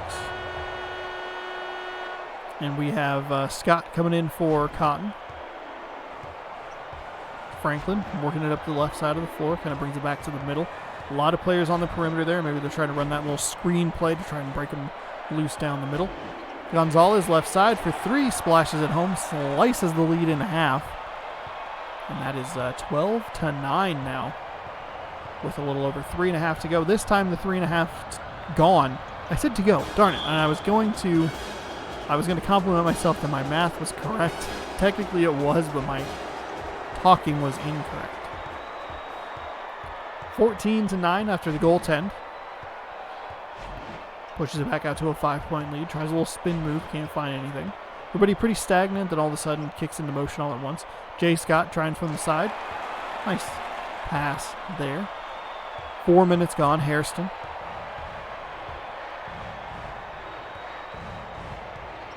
Looking for maybe some kind of screen. That's a double team. Maybe it's Eklund. Murphy off the side of the backboard. They're going to call that out of bounds. Maybe it's Eklund, yeah. I guess if it was Euclid, there would be a U in there. I guess. I don't know. Gonzalez for 3. Splashes it home. That is a tie game. 5-point run here for the BYU Cougars. Weber State had a 14-9 lead, and they have not scored the last couple of possessions. The ball stripped away again.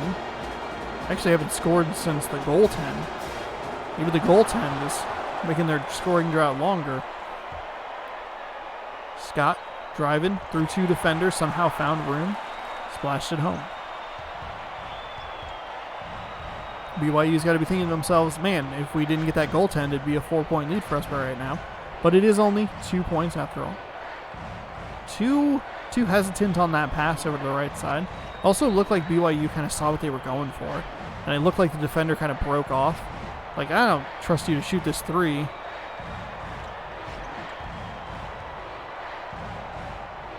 Eklund off the right iron. Bounces it home.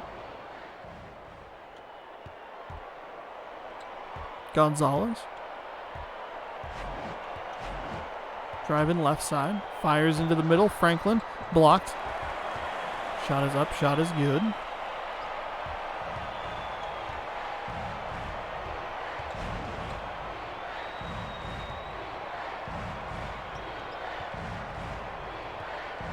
Rodriguez, spin move kind of inside. Gets blocked. Franklin's bringing it up, throwing it to the left for Scott. Scott doing some fancy dribble moves that he probably doesn't need to do. Jams at home, though. Hairston. Pass over to Young. Eklund. I don't know. I've not had this much trouble pronouncing the names until Weber State showed up. First personal, first team foul for the Weber State Wildcats. Bounce pass to Franklin here. 4 minutes to go in the first half. Been a pretty tightly contested game here. The biggest lead, I believe, has been 5 for the Weber State Wildcats. At 13-8. That's a foul. The shot does not go.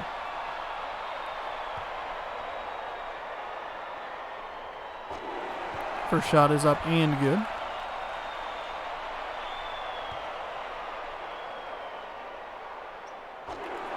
Second shot is up and good as well. So 2 for 2 from the line. I think I'd call that an offensive foul. Oh my goodness. Weber State falling apart here, down by 4. Nice steal though by Hairston to at least negate the offensive foul. Even it out again. That's a wild shot there that is out of bounds behind the backboard.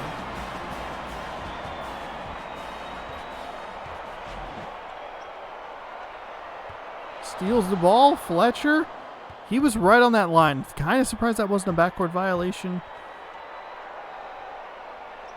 Hairston kicks it over to Fletcher.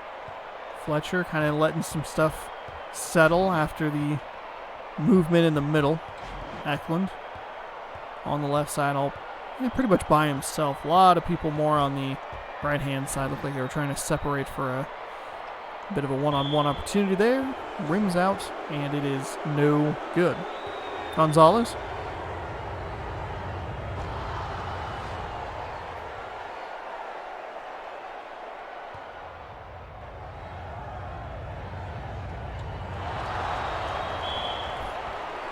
So one of those 2 free throws was made. The other one was missed, and the missed one ended up being another foul. We'll drop the first one, so he can get it to 1 point here, Paul Rodriguez. Second shot up and good, 22-21.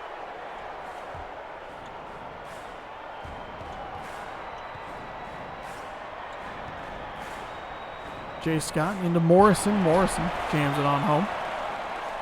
So we have a Morrison in this game, not playing for Gonzaga, but is the cover athlete for this one. The College Hoops 2K7 cover athlete was J.J. Redick. For those of you who were curious, I also have bought that game multiple times to see if it has any mascot mode in it. I bought a lot of basketball games for mascot modes that do not have mascot modes. Hairston almost runs it out of bounds. It's a back and forth first half, but it feels much sloppier on the offensive side. It's been good. It hasn't been a blowout, which has been an improvement over the last several games that we've had, but also at the same time, it's just like, this is just ugly. Franklin finding wide open space there. We'll see what the foul ends up being. It's his first personal, 4th team foul. 1:50 to go here. Okay, the foul is all right. I actually like the foul. It's a good hard foul.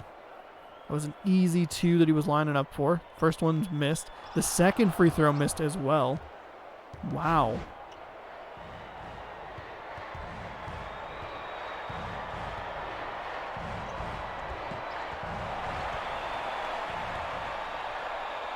Unfortunately, Murphy just couldn't get it to drop on the other end. And that is that's what's so unfortunate and been kind of frustrating about this game is Weber State's been like right there. They're 1 point behind. They've had the lead, and they've just kind of fallen apart here in the last half of this first half. Last quarter of the game. Eklund blessed with a poor defensive play there by BYU. He just slid up, and then that was easy. So they finally retake the lead. 25-24. Franklin again just drive an easy basket. Goaltend that time, though. Came in a little late. 55 seconds to go here. Into Rodriguez. Hook shot up. Hook shot good.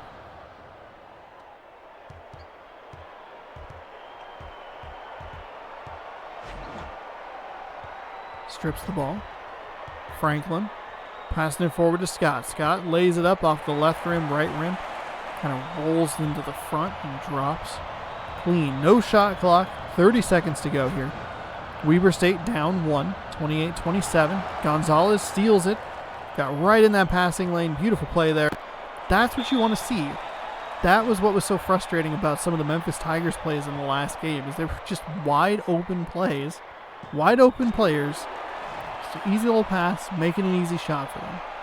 That one, of course, ends in a foul. It was actually a pretty good defensive play there. And the BYU players were a little closer together coming down that lane, whereas the Memphis players were a little wider set. I don't know where there's where I'm looking. Hairston, Rodriguez. Rodriguez trying to get around. He does. Running clock here. 7, 6, 5, 4, 3, 2, 1. Franklin at the buzzer off the rim. No good. So we head to halftime. It is 30-29. Weber State down 1. We'll float pass over to Chung. That was from Rodriguez. Rodriguez kind of missed an easy play in the middle. He just kind of floated the ball over to the right side when maybe if he kind of cut passes or bounce passes into the lane a little bit, looking at maybe a nice little layup. Either way, the basket goes. The basket goes. And it was 31-30. Now it's 32-30 after a nice little play by the BYU Cougars. And we're in a nice little matchup here. Nice close game. Bounce pass into Rodriguez. Couldn't get it to roll off the rim. Just a little too strong. Gonzalez. That's an easy layup for him. We're looking at a 34-31 game. We wind down the second half. The back half of these games have been a lot better than the first half games, just as far as the bracket above me is concerned. This game is the one that I need to point with. The UCLA Baylor was very competitive. Memphis and Utah State was competitive. This one's looking pretty good as well. Memphis, granted, did kind of fall apart there at the end as Weber State jams at home, but still good games, more competitive. The first 4 games that we had today were much worse. They were a lot of teams just very controlling. Minnesota, Georgia.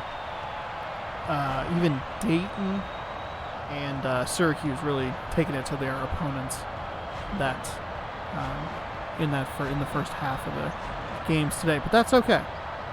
That's okay.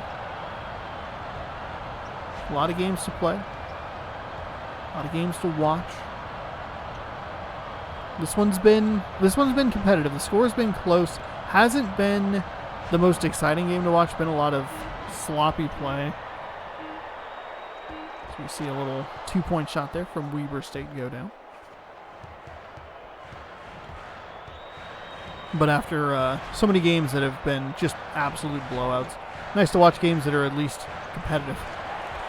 38-35. Weber State's got to get a stop here on the defensive side as Chung brings it up. Trading some baskets here. Down 3. 38-35. They're swinging him around wide. Eklund just didn't have a ton of room. Nice little 2-step drop there and just buries the slightly deeper 2. Makes it 1. A 1-point game. Again, 2 quick passes inside. Morrison was in beautiful position for that. Terrible defense on the Wildcats side of things.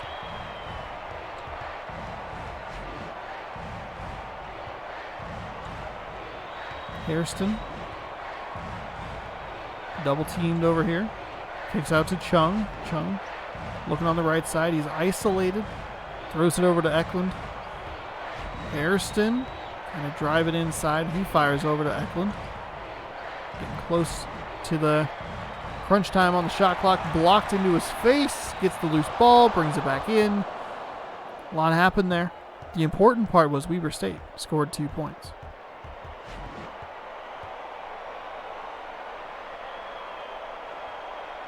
Wynn in very good position again. They are really getting the Wildcats good with these 2 quick passes to the inside. Routinely, the Wildcat player almost kind of bites on it, tries to get like a steal or something, and just ends up in horrendous position. And it's been a couple of easy baskets for the BYU Cougars last couple times down the floor. Eklund driving into a ton of traffic over there. There's just a Cougar on the floor for some reason. Not 100% sure what's happening here.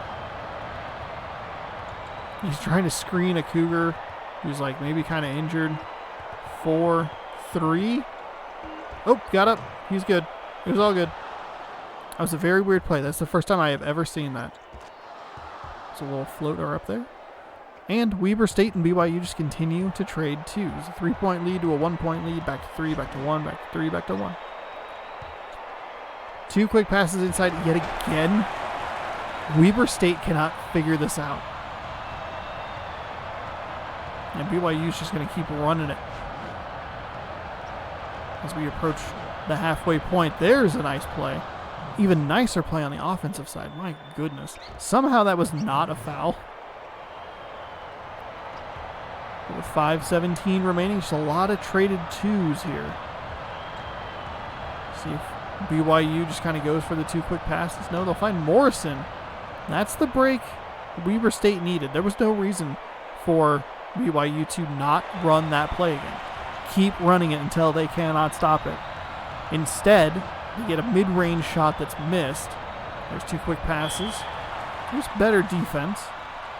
And that'll be a foul.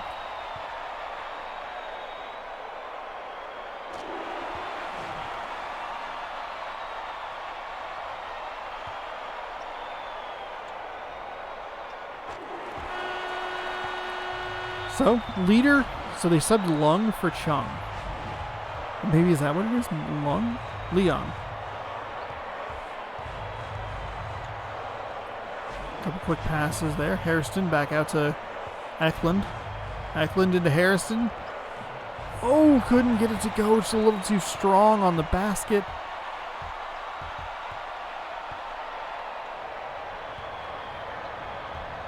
Gonzalez driving inside, off the glass and in.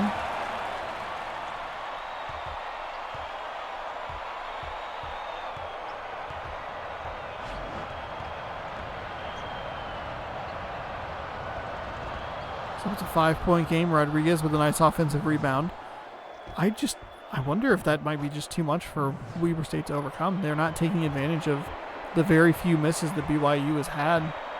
They rotated between a 1 and a 3-point lead so many times over the last couple of minutes. 2 quick passes inside again, and they can't do any. There's nothing they can do to stop it. There's a mismatch or something going on down low that is just destroying the Wildcats. And it might be just enough for the BYU Cougars to take home a victory here. We'll have to find out over the next 3.5 minutes, though. 5-point game. Eklund working with the ball. Passes over to Young. Throws it inside to Eklund. Eklund to do a double team. Back out to Hairston. 7 on the shot clock here. Drives inside. That's a couple of Cougar defenders right in the way. And with 3 seconds on the shot clock, the shot drops. 50-47. 3:13 remaining here in the game. That's a great steal by Hairston. Hairston to Leung. Leung to Hairston. Foul. Foul. 2 shots coming up. Gonzalez picking up number 2. First shot is good. 48-50 now. And now it's a 1-point game. 50-49. So 4 points for the Weber State Wildcats. As they kind of try their hand. They've gotten burned. They're not even, I don't know why they even bothered trying to kind of halves the full court defense. Working it around to Gonzalez. He's pulsing. He's feeling good. Pulls the three off the right iron. No good. Hairston comes up with a defensive rebound to Leung. He'll hold it. Just kind of wait. See what happens. 4-point run. Murphy inside. That's a defensive foul, surprisingly. That looked more offensive to me, but I am not the one who is calling the game. I'm just an observer, commentator, enjoying myself here. Going into Rodriguez. That's a blocked shot out of bounds. It'll remain Weber State ball. Thankfully, that ball was rejected directly into the floor, or Weber State may have gone for it and been like, yeah, we got it, and then they step out of bounds and then give it back to BYU. Hairston out to Leung. Leung working it around. 1-point game, 2:23 remaining in the second half. Almost a turnover. Hairston on the left side. Doing some sweet dribble moves, trying to drive inside into a double team. Kicks it over to Leung. He's one-on-one. A lot of Wildcats, a lot of Cougars here. 7-6 on the shot clock.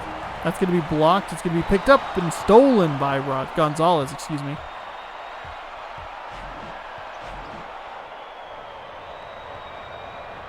Two quick passes inside. Off the back iron, no good.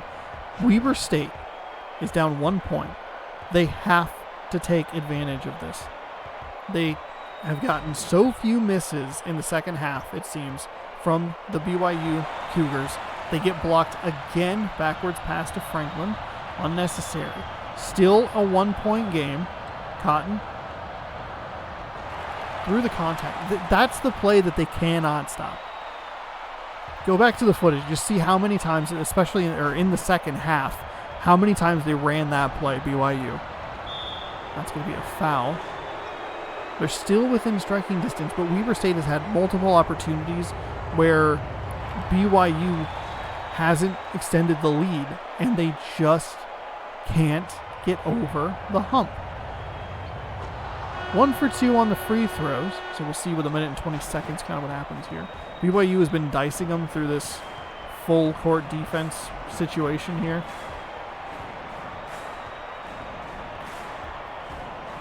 Franklin going to do it again. That's just too easy. I have no idea what you think you're doing, Weber State, but you are playing absolute trash on defense. Horrendous defense. Leung coming up.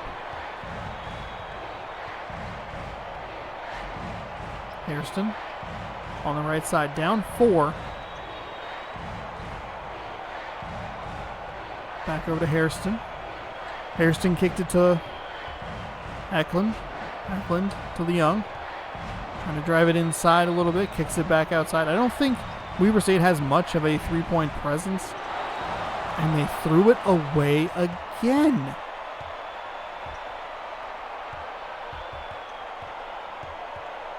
Why they are not fouling, I have no idea. Finally foul with 24.2 remaining.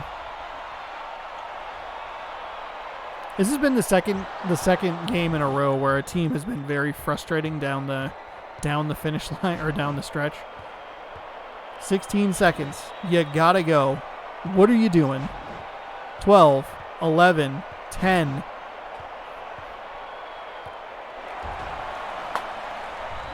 Get out of here, Weber State.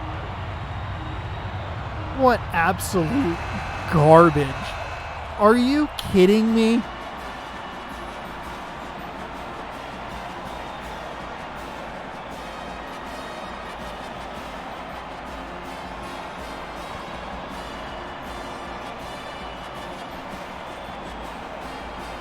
Weber State and Memphis are going to play the bonehead off. Are you kidding me? Just stand there and then lose the ball. Get out of here.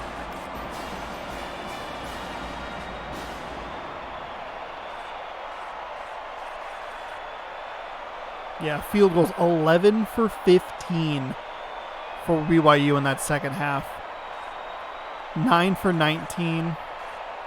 They only took one 3-point the entire game, Weber State did. BYU did only take 4, excuse me. Ugh. Well, that was not a fun ending. Let me make sure I get this score written down. 54-50 is our score. BYU is going to advance to the second round. They will take on the winner of today's final game.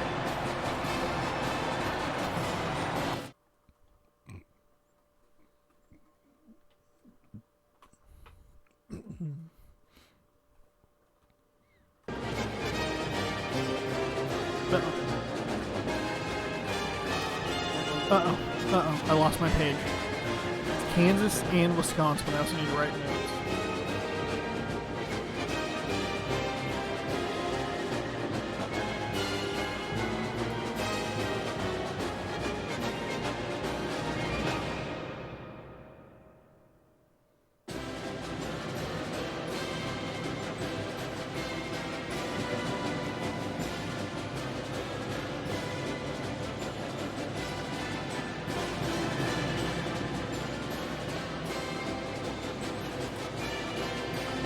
Kansas and Wisconsin coming up for you.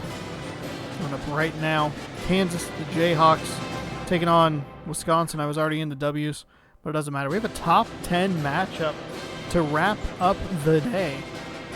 Jayhawks, Badgers, let's go. We're going to Madison, Wisconsin for an All-American game. 10 minutes. Baseline mid, that's the camera we use. Final game of the day. Let's hope it's a good one. Let's hope that there are not a lot of bonehead plays finishing the game today, because that's what I wrote. I wrote that Weber State in the previous game could not get over the hump. Bonehead end.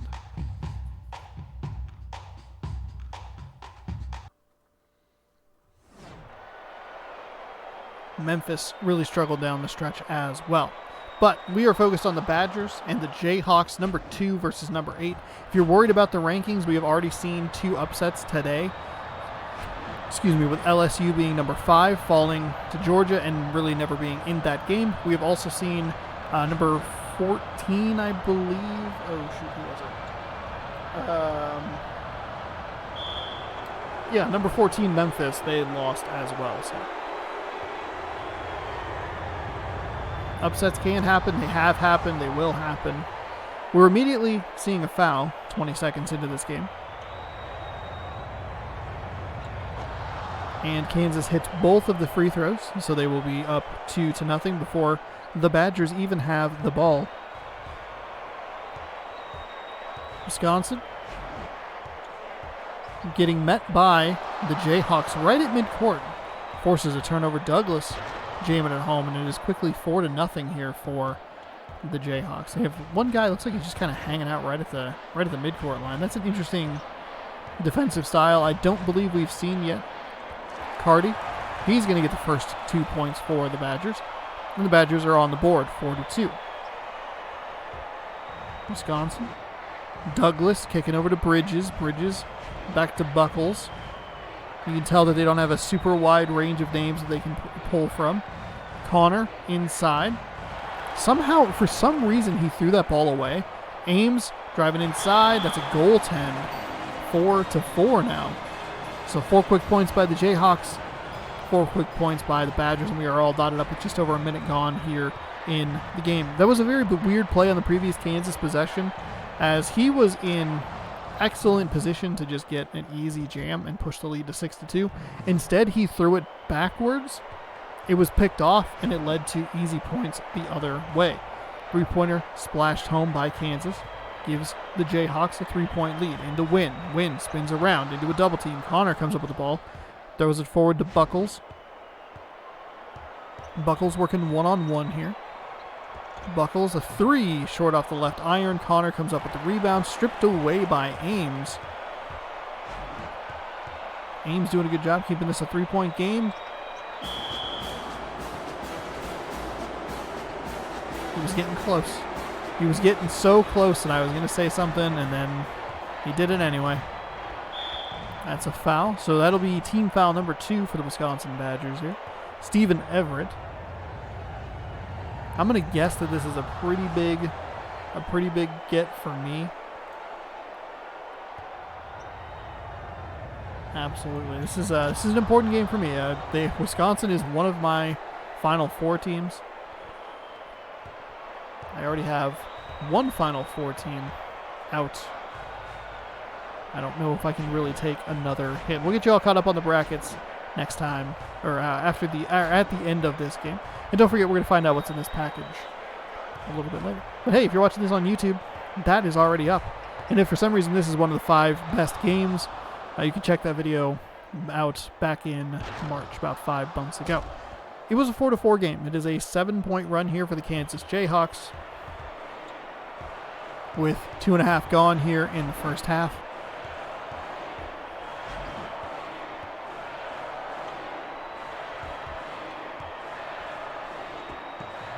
There's a nice shot up and in, so Wisconsin back on the board. 11-6.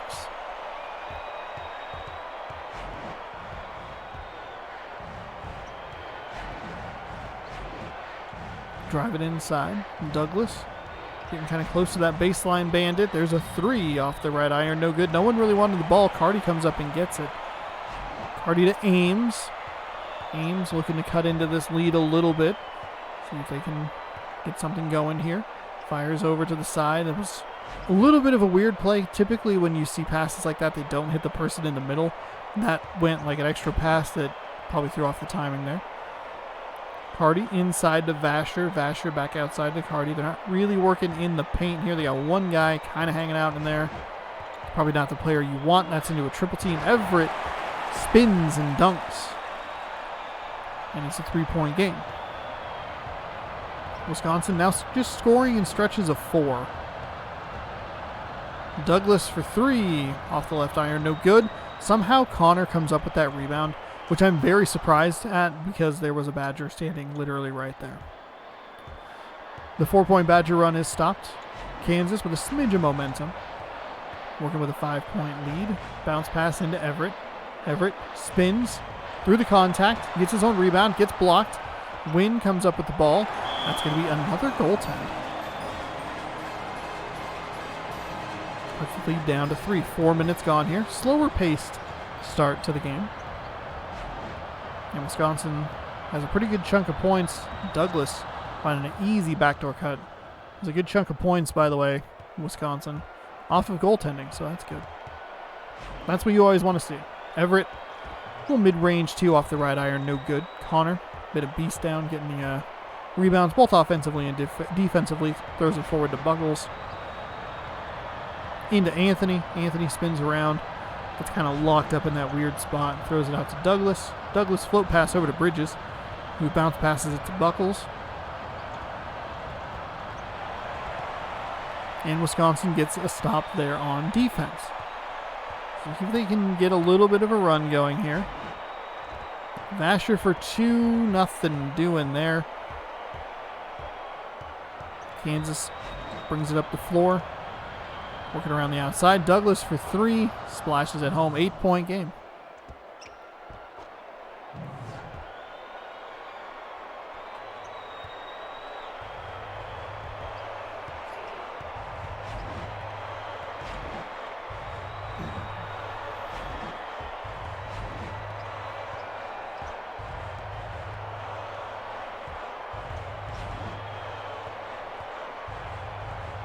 Vasher working with it here on the outside. Into a double team. Loses the ball. Ames is going to fire it for 2. He'll get the points. 18-12. The biggest problem for Wisconsin is the guy who's making threes is making them with people in his face. I can't remember exactly who it is. It's not Buckles, as he jams at home to push the lead back out to 8. Might just be a little bit too much explosiveness here for the Wisconsin Badgers to handle, as they are struggling here early against the Kansas Jayhawks. Can't get that one to drop. Douglas, that's who it is. Douglas has been getting some nice plays. He somehow missed a dunk. He has made contested, like well-contested threes, and then missed a wide-open jam. Ames over to Carty. Carty back to Vasher. Vasher inside to Carty. Blocked. Wynn gets the rebound, falling to his left. Splashes it home for 2. 6-point game. Bridges for 3. That's a deep 3, and that is a splash home. 23-14.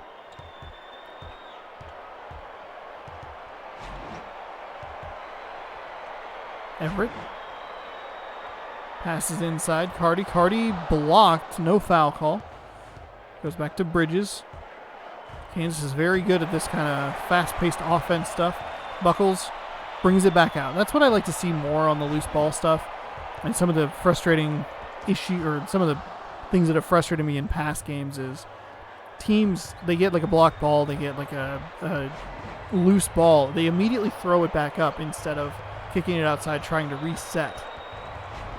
That can be kind of frustrating. Kansas is all over the Wisconsin Badgers. There's a little mid-range jumper that was missed. 25-14. We have an 11-point lead already. Wisconsin just did not look ready for this team. Kansas is very athletic. Wisconsin seems to want to play a little bit of a slower paced game, but Kansas is going so quickly. Just can't really do anything about it.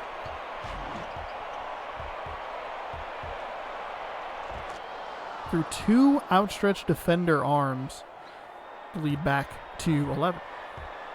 2:02 remaining in the first half. It does make sense for this, thematically at least, for this part to end on a blowout, considering that most of the games have been blowouts at this point. 4-3, I guess technically qualifies as the most, but 27-18 now. It's a nice little kiss off the glass. Bounces off the rim and drops.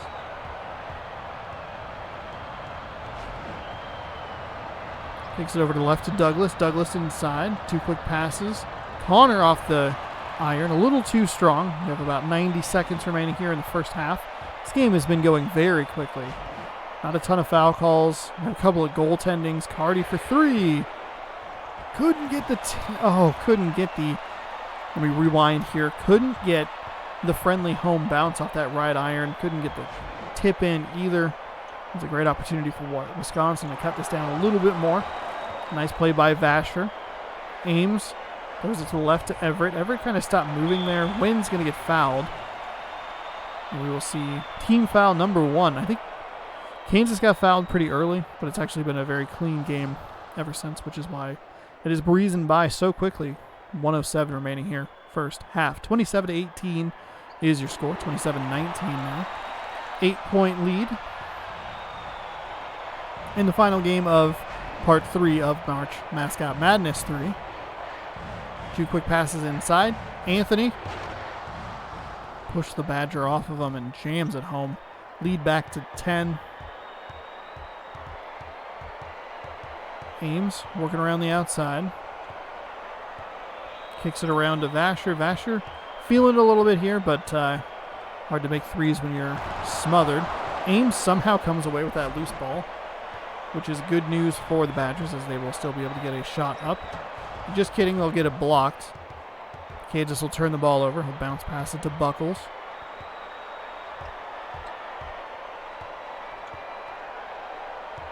Buckles to Connor.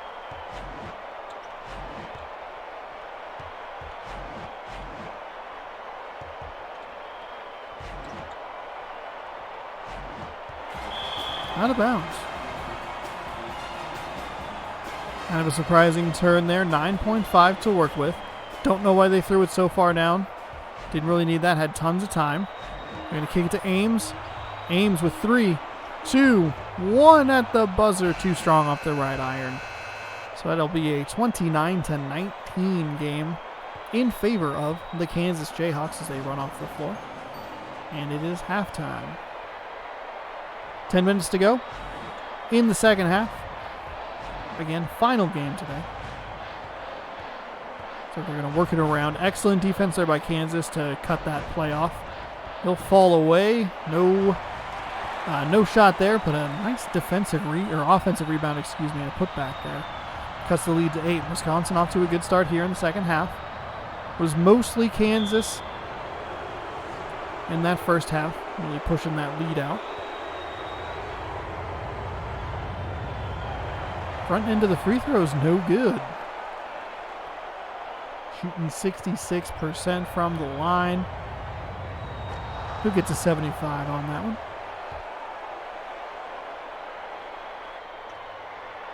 So a 9-point game here. Cardi has the ball. Kansas runs an interesting defense. I think Syracuse ran it as well. They ran kind of like a little diamond in the middle. There was another team. Maybe it wasn't Syracuse. Doesn't matter. There was another team that did it. Kansas is the only team that's really bringing that defender, the front point defender, to the ball carrier at midcourt. It's interesting. It kind of slows them down a little bit. Turnover leads to an easy 2 for Kansas. Back on defense now. Badgers looking for something offensively to get it to drop. Was 11, now 9. And I don't know how much of a threat Wisconsin is going to be. They've been able to score in batches of 4s a couple of times. But once the lead kind of ballooned out to where it is now, 9, 11, 8, between 8 and 11 points, it's been there pretty consistently. Granted, they did just cut it down to 7, so good news for them. 8:35 remaining. Anthony kicking over to Bridges. Bridges through the contact, out of bounds. Wisconsin is going to get the ball with an opportunity to slice into this lead just a little bit more. Ames kind of working a lot of bodies at the perimeter there. A little mid-range jumper, splash to the home. Wisconsin has it down to 5. Kansas's biggest lead was 11. It was a nice play by Kansas, just not enough. Not enough of a rotation. A little late.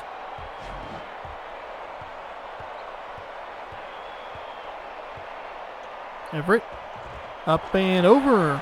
Rattles home. 34-29.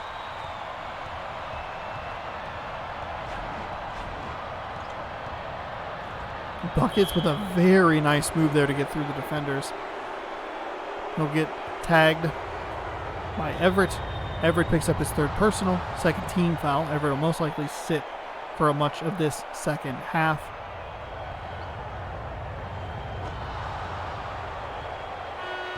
There you see, we have Tremblay coming in for Everett after the 3rd foul. So 7-point game here. They bring that, again, point defender, the first tip of that little diamond there. Strips the ball away. Still gets it. Had a wide open guy. Just didn't get the ball to him fast enough. Ames working it inside. Bounce pass to Wynn. Wynn seems confused. Not really in much of a basketball position. You're just dribbling it, standing straight up. That's not good. That's not good form. Cardi kicks to Ames. Ames spin moves inside into a double team. He's going to lose the ball. It's going to be turned over. Douglas again. Douglas has been all over the floor today for the Kansas Jayhawks. Kicks it to Buckles. Buckles. That's too easy.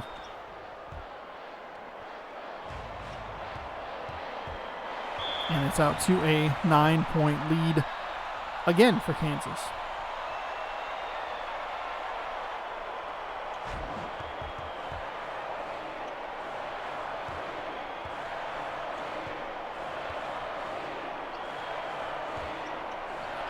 Tremblay kicks over to the right to Vasher. Vasher stolen by Anthony. Anthony to Buckles. Buckles jams it home.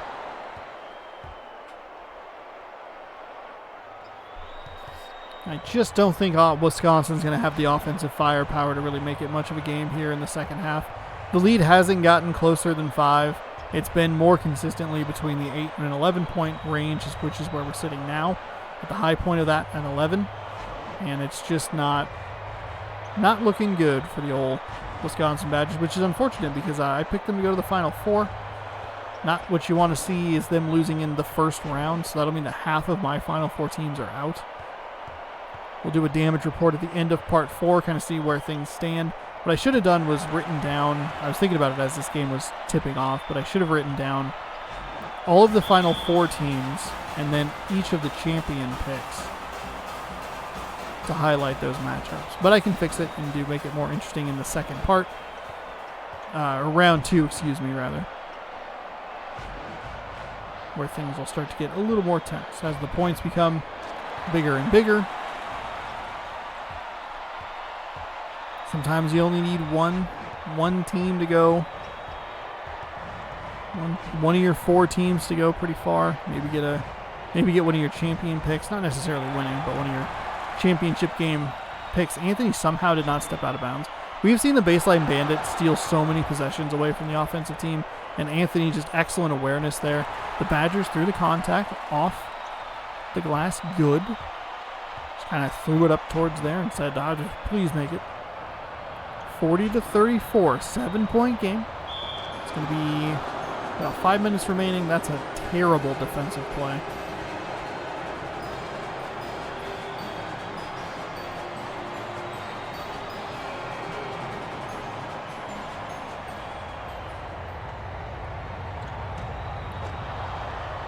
Gets it to drop, puts it up to 10. Wisconsin's got to make some moves here. They have been thoroughly outplayed this entire game.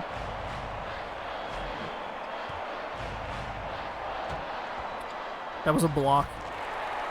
He came soaring in, and with the way that the ball was let go, he threw it into a block. Just one guy with his hand just, I'm going to block it. Can't trade 2 here. Again, just clipping through these games, going real quick here. It's been a good lack of fouling in this particular part. Douglas. That was somehow a block, not a foul. A little bit surprising there. Seems like we've seen some fouls that maybe weren't fouls called, but if you're not going to call it, that's fine with me. Kicks it around to Carty. Carty for 3 off the right iron, no good. There's a couple of 3s that Wisconsin has taken and missed. Kansas just runs it out of bounds. Too fast for their own good. Fires it into Ames. Ames kicks to Carty. Carty for another 3. He is feeling it, but he is not making a single one of them. He's 0 for 3 on their last 3 attempts. I don't know if they were all Carty. Last 2 definitely were.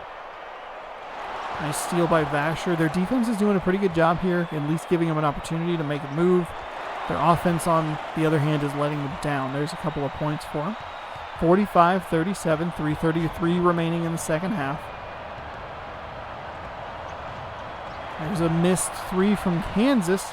It's a 1-on-1. Ames. Well, 1-on-2 technically. Kick it over to the left maybe. Carty might have a little bit of a mismatch. There's a nice mismatch found inside. Looked like the players just got switched. There was a very big bird on a smaller on Carty for the Wisconsin Badgers. Bridges over to Connor. 6-point game with 3 minutes remaining. Buckles. There was just nothing there. The Badger was completely turned around, and there was nothing that he was going to be able to see. Ames loses the ball, driving right down the middle of the floor. Cuts the lead back down to 6. 47-41. Wisconsin teasing me. Perhaps a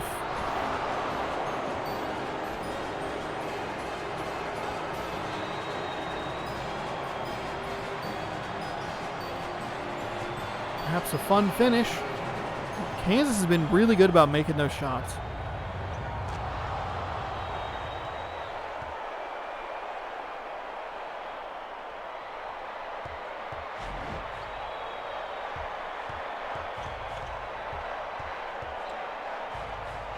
Vasher kind of streaking down the lane, lost the ball. Looks like that might be about as close as we're looking. 6 points. That's an excellent block there for Wisconsin.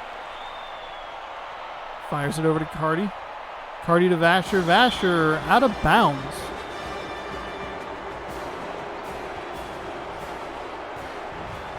.206 remaining here in the game. Wisconsin's been out of it for most of this game.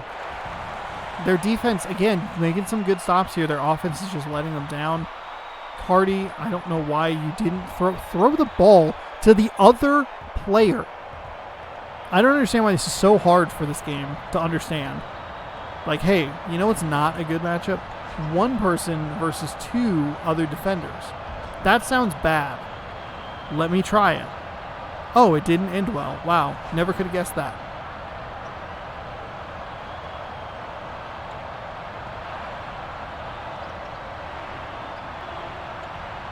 Douglas, unbelievably wide open. I don't know how he didn't take that shot. Bridges for 3. Wisconsin is gifted a bonehead play. So 3 for Carty. He's missed 3 of those. Trying to get his team back in the game. I don't think threes are Wisconsin's strong suit. I don't really think we're going to see much of a foul and try to get back in this game. Oh, we will. Okay. You're 9 points down. You have shown zero ability to really make a whole lot of outside shots, but sure, put Kansas on the line.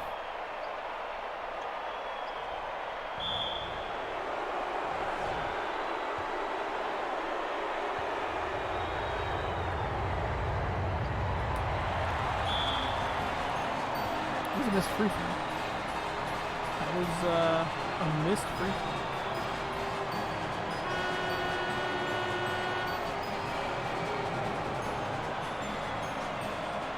I was looking down at my notebook to write the note for this game because it's not going to be a top 5 game.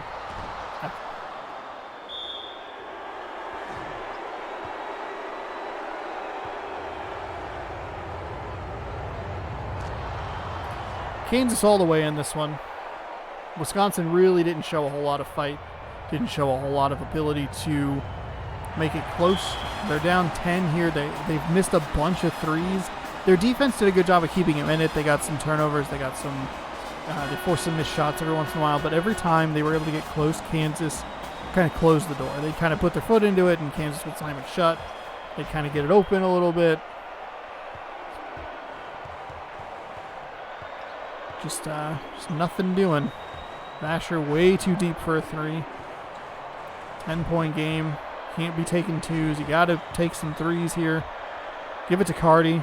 They'll shoot it. Fires it over. Middle. Vasher. Nothing. Ames. Offensive rebound. Flipped up. Nothing.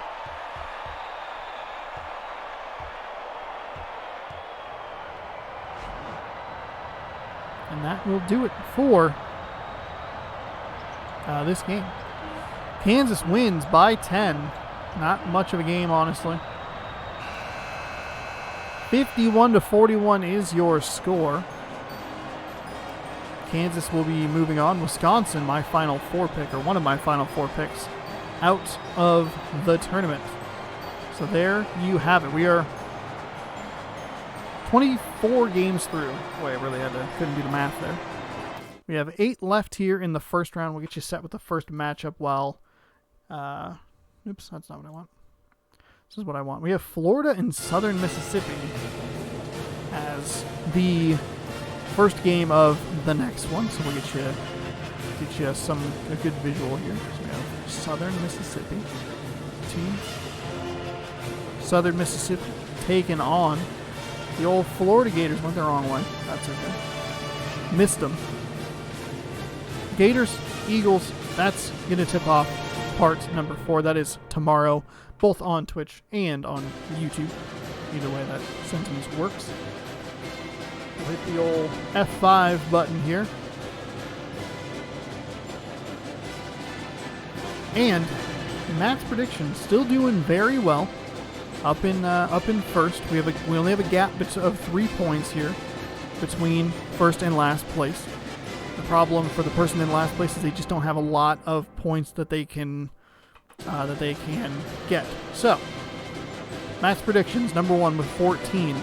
It's a guessing game in second with 13. Beeb's picks in third with 12, tied with me, who also has 12.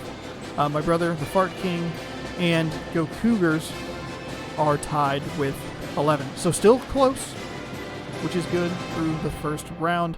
The big difference is how many points people have left that they can get. Everybody still has their champion pick in, except for Go Cougs, who had their champion pick eliminated in literally the first game of the tournament. But that'll do it. That'll do it for episode number 3. We have 5 more episodes to go. Come back tomorrow, and that's both on Twitch and on YouTube, for part number 4. We'll wrap up the first round of action, and then it'll start to go a lot quicker here as the videos, as the rounds get shorter and the videos stay the same, we'll be covering a lot more ground. The first half, which I always forget and I always just find interesting, first round is half of the content. So there you go. Hopefully you enjoyed this. If you're watching this on YouTube and you enjoy this content, scroll down, hit that subscribe button, ring the bell so you're notified when I post new videos. If you like the content, you want to watch it live, head on over to twitch.tv/ShaunosaurusRex and you can catch all the action over there. We will see you in the next one. Thank you so much for watching. Bye-bye.